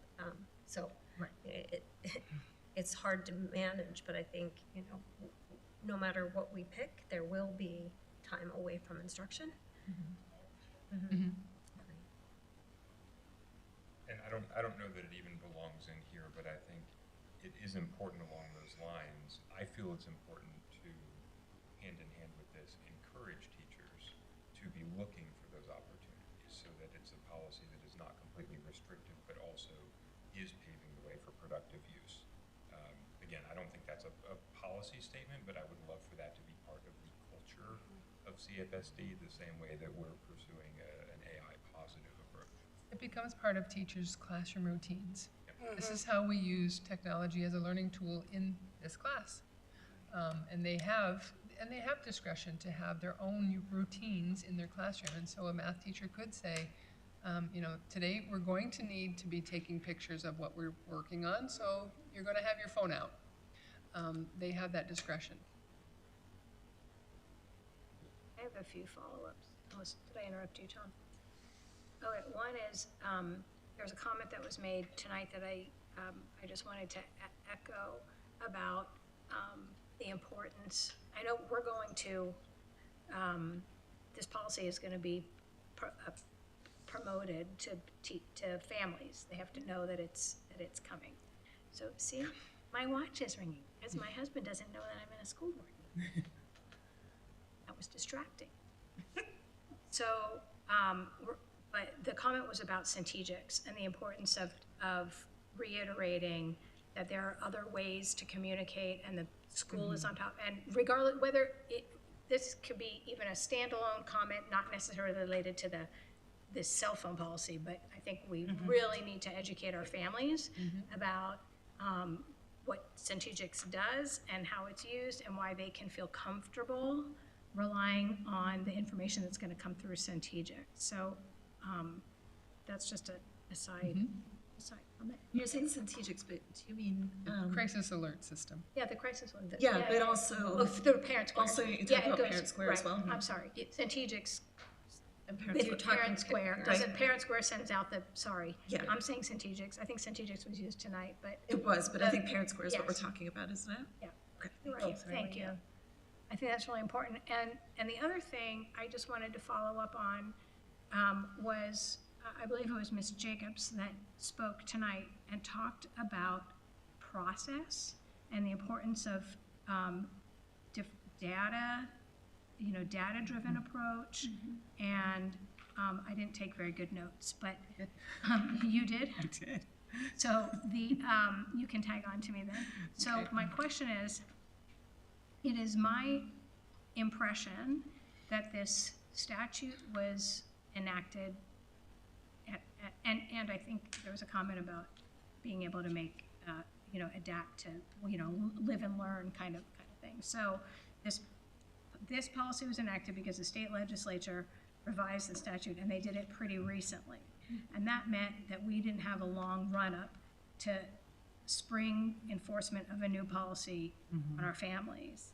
And so I want to, I guess in my mind, reassure myself that this is the way that administrators and district administration and our district leadership think is the, for all these reasons you've talked about, the appropriate policy you're recommending to us now. We're gonna live with it, get some data, I assume. Monitor the it. implementation, get You're gonna feedback come- from our teachers, students, and parents. There's a group of parents that have been active, but certainly are not, to represent all of our families. So Correct. will there be an opportunity, will you seek information from families Yes. district-wide? Can We you talk want to. about, Well- that a little bit? Yeah, the timeline of course is very important because, as you said, the lateness with which this was, and our administrators have talked about the loss of learning time and things like that about technology, but they were never really ready to take a step towards it. When the law was signed into effect, or when it will go into effect, that's when they felt they had the opportunity and that their teachers were ready for it. However, they knew that they couldn't go too far in enacting it over the summer without any communication to our families. We can't just write it into policy and expect it to be implemented in the fall without any real communication and input from a wider range of our families.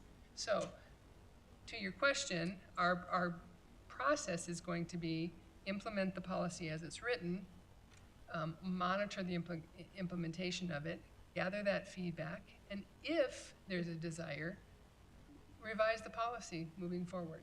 Feedback from teachers. Teachers, students, and families. And that will happen. Ongoing. Okay.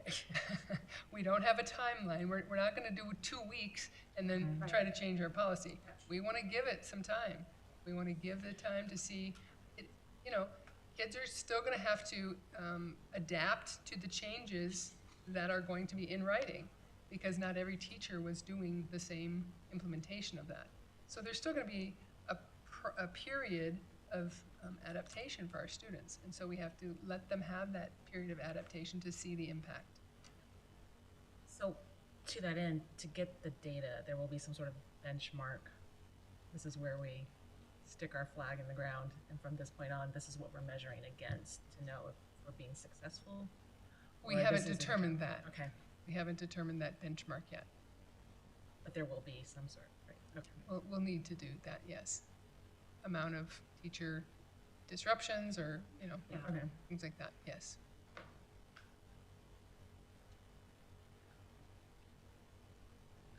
I have just some general comments I'd like to make, and this goes to a lot of the public comments and emails we received. Ironically, as we were starting to enter into this conversation, I had a library reserve book come up of The Anxious Generation, because I had been thinking about this for a number of years, having raised a child who probably got an iPad far too early and started high school during the pandemic too. I think it's really important that we frame this as a very positive thing for our students. A lot of the comments that have struck me that I've received and heard, you know, is about kids are together, but they're not together. And during my time chaperoning trips and such, I remember chaperoning a band trip and riding home on the bus when you would think, well, it's going to be loud, it's going to be crazy. They had just won an event. It was dead silent, except every now and then there would be a bunch of laughs and then silence again. And I figured it out after a while. They were all sitting next to someone, but they were all on a group text, and so they were with each other, but they didn't have that interaction like we are having now. And it made me feel really sad. And so I started really thinking about this a few years ago. How can we serve our students better now and in the future so they do have social skills to interact with each other, so they know that it's acceptable to not always be in front of a phone. So I'm glad to see us moving in this direction. I do think it's going to be a challenge, but I think the end results from the research and reading I've done will be worth it, especially as a parent. So those are I'd like to offer a counter to that. Whilst I appreciate all of your points and for all the research, not literally all of it, but much of it. The counter is that I also think we have a responsibility as an academic institution to teach our students how to responsibly and ethically use technology. Our strategic plan calls for preparing students who are ready for life after CFSD. Life during and after CFSD requires the use of technology and requires strong digital citizenry. It requires students who can very adeptly navigate that world. And so, again, whilst I understand the spirit of the policy, my grave concern is that we over-index and we abdicate our responsibility to teach students how to respectfully and responsibly use technology. So I would ask that we consider that. I like that there is latitude in here for teachers in 9 to 12 to still allow students or require or request, whatever the right, invite students maybe is the right word, to use their devices for learning purposes when the teacher asks for that. I think 9 through 12 is too late for that, and I would like to see more latitude at the middle school ages where students are learning how to navigate technology at increasingly younger ages. So those are some thoughts, or from a different perspective. I do agree with you. I think we need our children and our students, we are doing a disservice to them if we're not teaching them to be responsible with technology in our schools and outside of our schools, and that needs to start at a young age, probably younger than we would all like to admit these days. Absolutely. Yes. Which also brings me to another question, similar but different note. We say in grades K through 8, why are we excluding pre-K and preschool? And my assumption is because that's under community schools and not under districts. It is, that's correct. So will community schools be having a similar policy? Yes, they will enforce the same policies that we. Oh my gosh. That's what I'm saying, younger than we would think. Yep. Yep, absolutely. Cool. So to Gina's comments about, you know, part of this is teaching our students to be responsible. Do we have curriculum or initiatives in place? We have do that? digital citizenship. Digital everything. citizenship, yeah.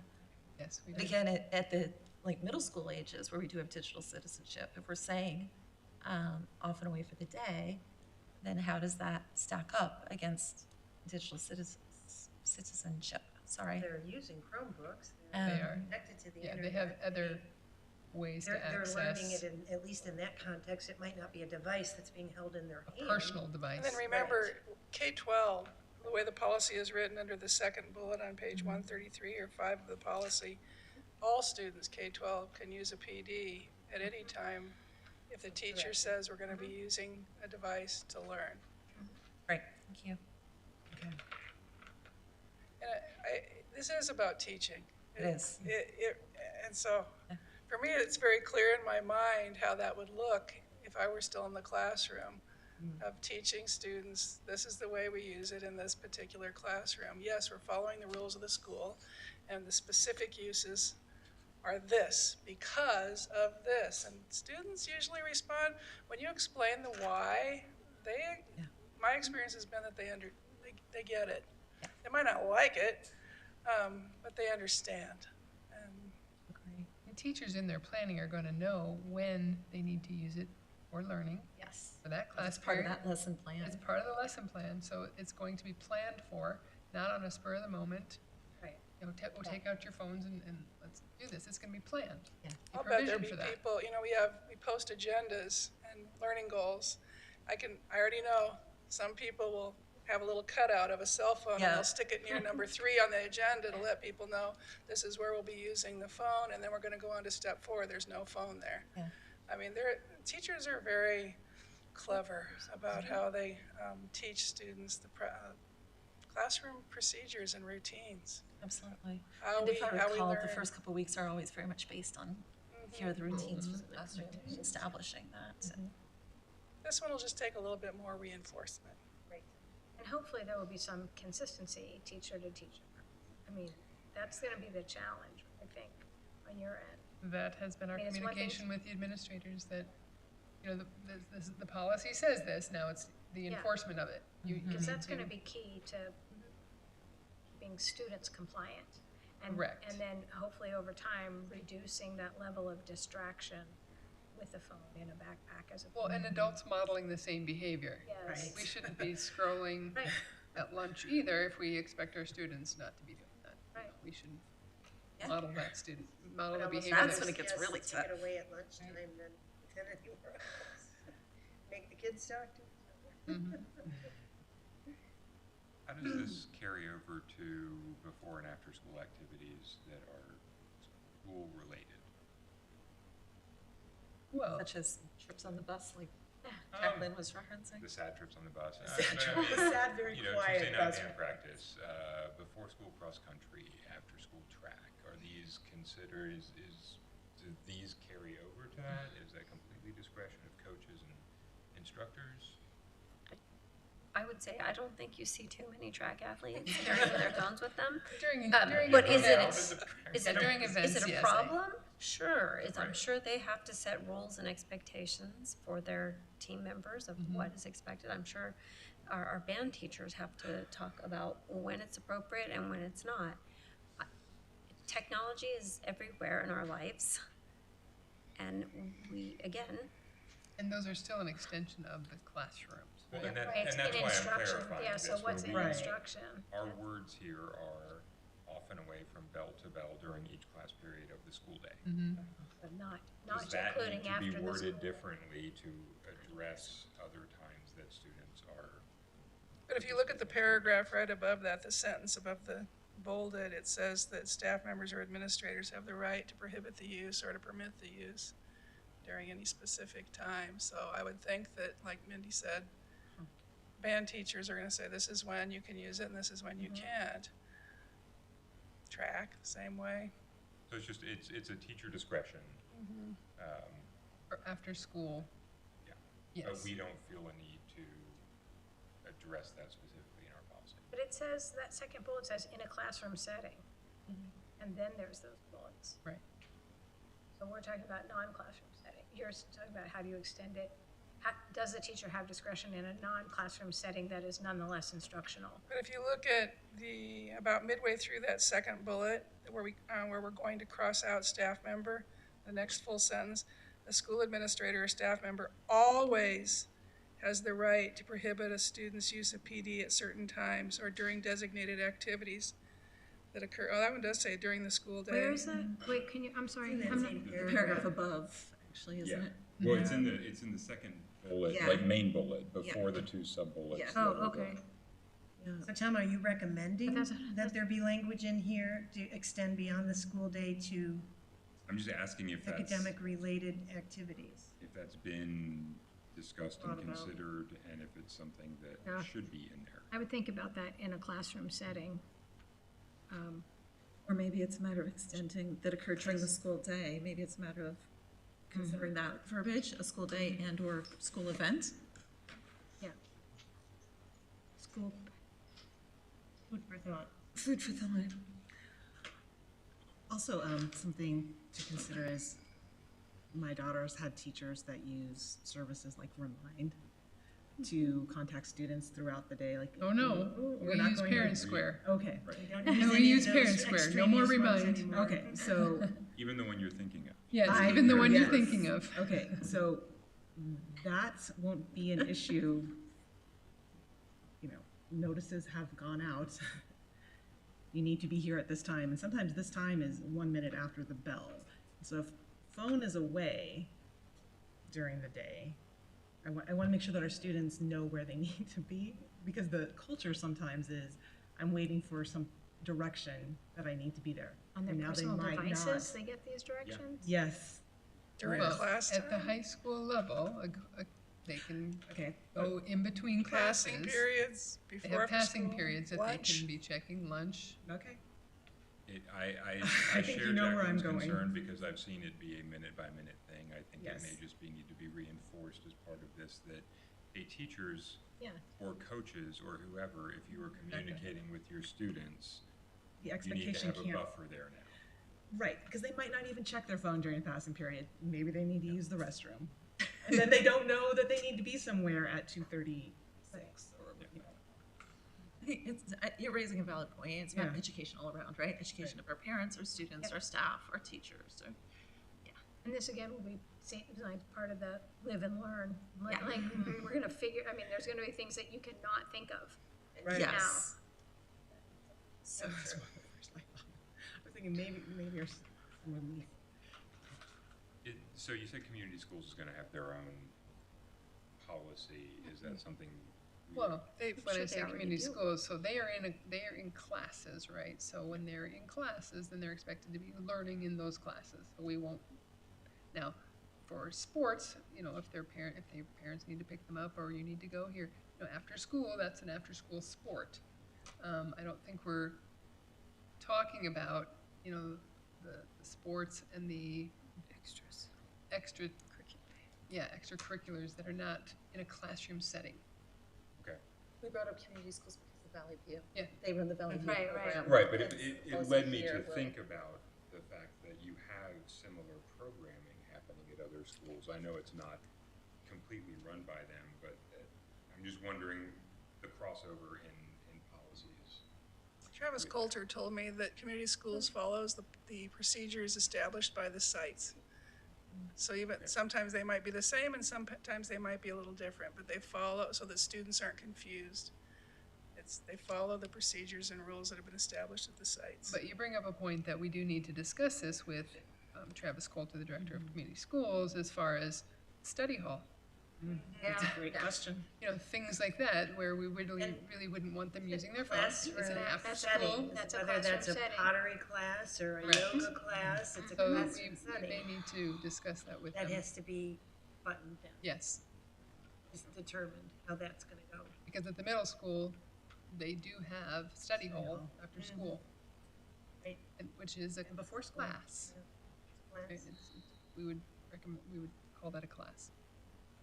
So we will confer with him.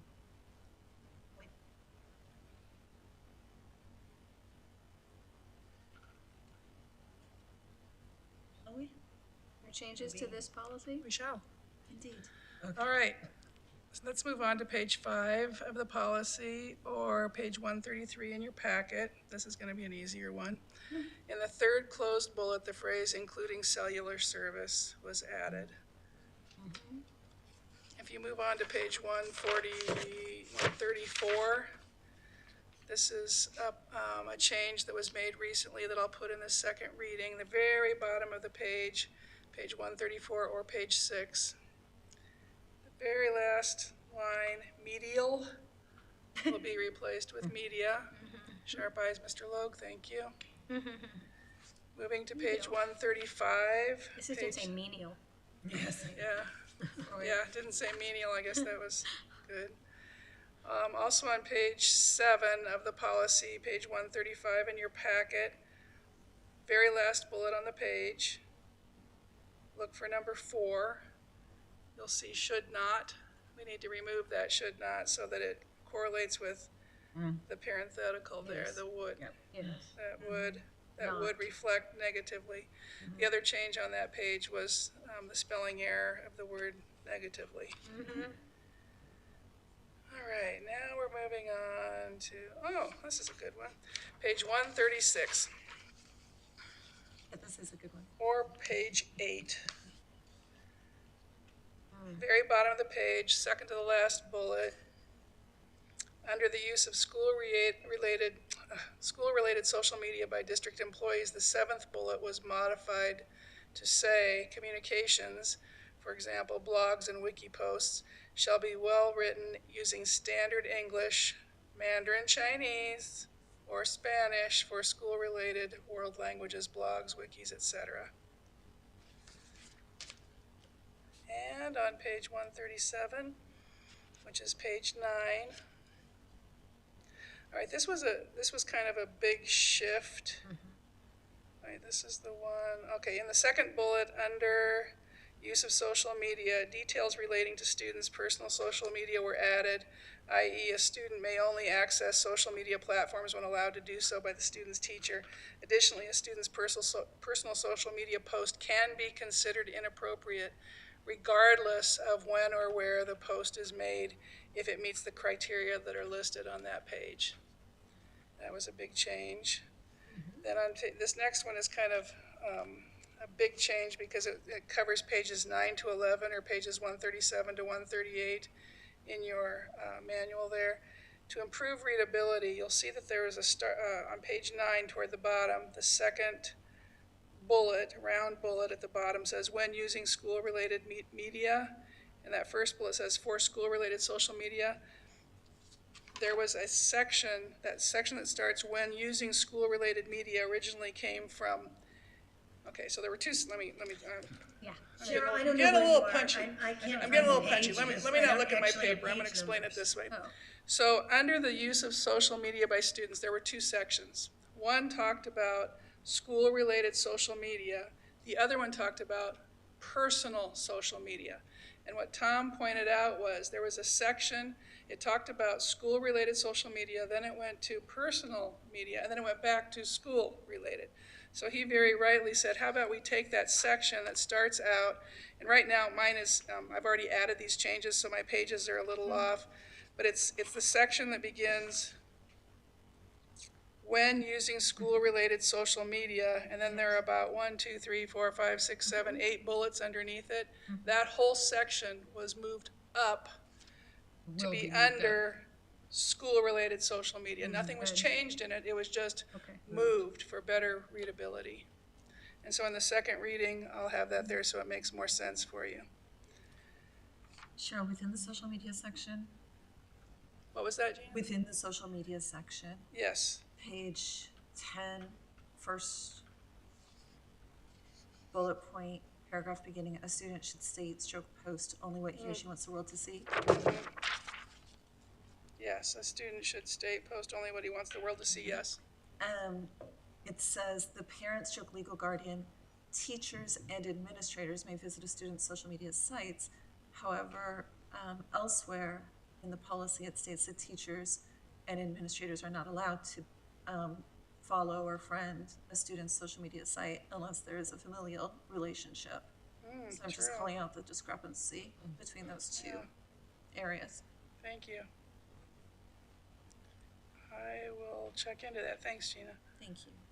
Well, I mean, that's a really good point, because I don't think the solution, I feel like the solution still needs to allow administrators the ability to visit those social media sites. Especially if it's in relation to the prior bullet Yes, points, Right. which are with exactly. regards to potential things. illegal or dangerous activity. Yep. So I understand what we're trying to get at and why.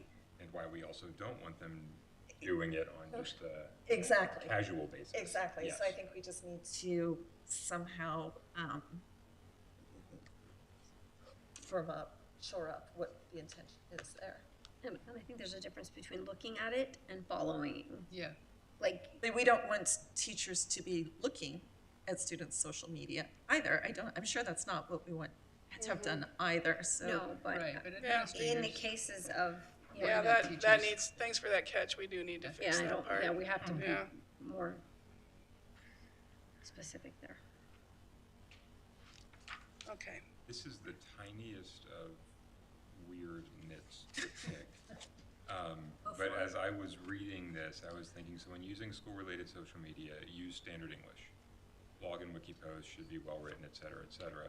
There may be times where a teacher is instructing students to use a style that is intentionally not standard English or a certain appropriate style. Can we accommodate that? Or is that just one of those teacher discretion things that we don't? I'm totally in taking out standard. Approved? Well, this is by district employees, though. No, this is in the student section. Students, Yeah. Well, it says use of Yeah, school-related it says social district media by employees. district employees. Right, but it's separately mentioned in the student section. It is? No, it says communications shall be written using standard English, Mandarin Chinese, and/or Spanish for school-related world language blogs and wikis. Yeah, but There's a further down, there's a separate separate bullet section. when using school-related On social page media. 10. By students. Oh, it's the same. Page 10, first closed bullet point, sub-bullet point 3. Should be well-written. Oh. Writing Standard conventions, English. including proper grammar calculation. That's right.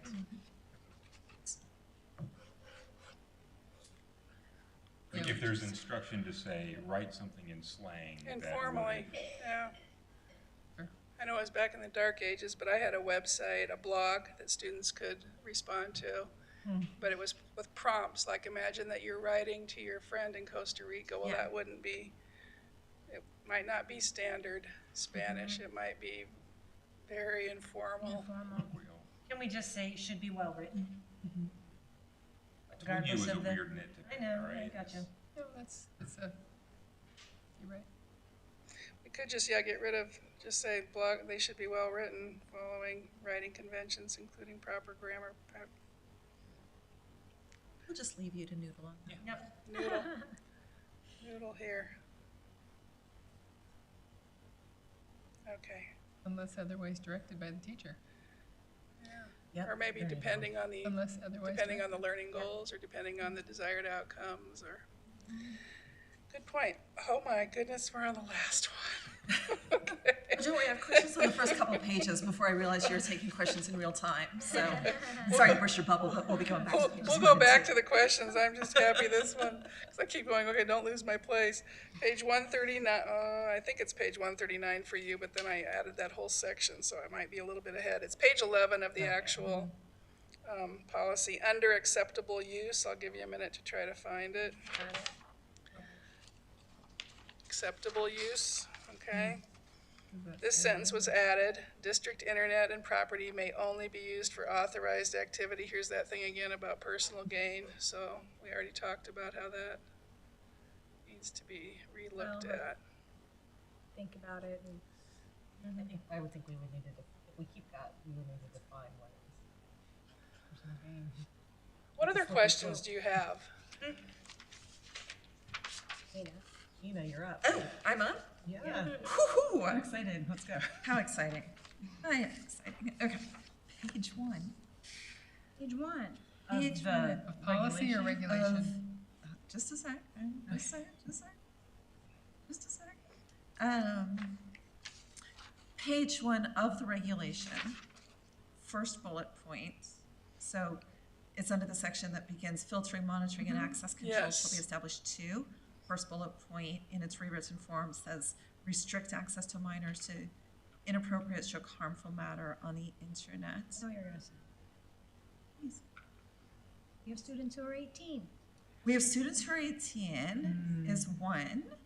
Or Absolutely. older. I mean, Or we have- older. we can Yeah, have who, older- who are 18 and older. Or not minors. The other thing is that we can only put restrictions in place when they're on our network. We can't do anything when they're pulling down unrestricted content via their data service. So how do we reconcile this with the first bullet point? Because we actually cannot restrict access. We could, so my suggestion there with regards to the latter point is to continue that sentence to say when they're using our, EIS. yes, thank you. I am so sorry. It's the end of a long day. Yes. When they're on our EIS. And then as Madam President has flagged, After you flagged it, we also have students who are 18 and older. So we'll change minors to students. any students. Yep. Yep. Good catch, thank you. So there's that one. And that would have to carry through. It would have to carry Other through. places where minors are mentioned, obviously. Yes, agree. Next item is on page 3. Directory information. I need your help to understand why we have this within this policy. Thought the same thing. I don't understand why directory information access is within our technology resources policy. Glad you're asking this. It's held electronically. It is, but it's not, Doesn't have anything to do it has with. nothing to do Yeah, with. it just seems, it does seem out of place there. It'd be one less place you have to update when Well, the we director. have this go. information in our, In Synergy, yeah, it's or because we, JRR. yeah, Or JR. but we also keep a lot of this information electronically. We don't have sheafs of paper. I that we understand pull it that, but from. what does that have to do with use of technology resources in instruction? So Additional food for. I'm not expecting an immediate response, it's fair for that. That's a good point. And then my last point at this point, the asterisk because I may always come back, you guys know me, is I think it's dreadfully confusing having such an important complex policy to cover both students as well as staff and teachers. And I'm wondering if there's latitude to create 2 separate policies, appreciating and acknowledging that will mean that sometimes the same information exists in 2 places and updates then would have to be made in 2 separate places. And I know we typically try to avoid that situation. However, this is such important information and so dense that this might be a place where we do deliberately want to separate out, here's the use of technology in instruction for students, and here's the use of technology in instruction for teachers and staff. But again, not expecting either of you to respond right now, just an observation I wanted to I share. can tell you, our last update to this is when we added in the staff. Well, if we put it, Because we the ran staff into in. some issues that we needed to address. Yes, I remember, I fully recall Yes. that. I'm just not sure that Okay. covering both here in such a dense document is, Luckily, we have a long time to review this. yeah. Well, Yeah, July, that's so. we You have- have, exactly, you have 4 whole weeks. We have time. What else are you gonna do? No, I'm really saying this is good that we have 4 weeks to really. Great point, Gina. Yes. Because just as a casual user, I would expect one for one and but we have lots of policies that have both. We do, Yeah. we do. I mean, but this And one again, I is mean- particularly dense. Yeah, and I understand that does mean there will be duplicate, if we do go down that path, that some of the same information will live in 2 places, which is a pain when we have to update it, but Yeah. again, just offering that for consideration. And those are my questions for right now. Thank you. Thank you. Anyone else have any questions, comments, concerns, last minute thoughts, springboarding off of anybody else's comments?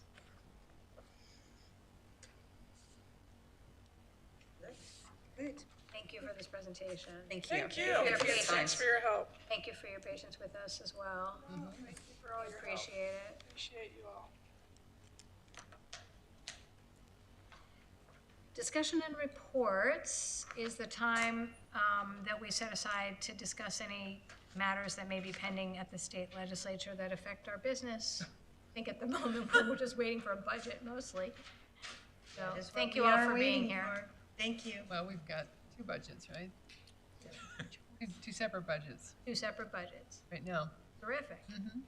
from the House and the Senate, Yep. which is illegal. They can't do that. So, Will We'll the see how they're going legislature to- pass a skinny budget, I guess, is the concern, but I think Governor Hobbs already said she would veto She's that. gonna veto that. So, yeah, yeah, and they have until July 1st. And aren't some members out of town right now? yes, Well, the Senate digress. left. Sunny died. Wow. Yeah, it's unprecedented. I don't ever remember. It's seeing anything like unprecedented. It We don't- is? No one I feel knows like every really year what we to say do. something is unprecedented. No? But no one really knows how to move forward. I mean, I think they're all just kind of stuck. Which doesn't help us. Next week, 1 week from today is July 1. 1 week from today is July 1.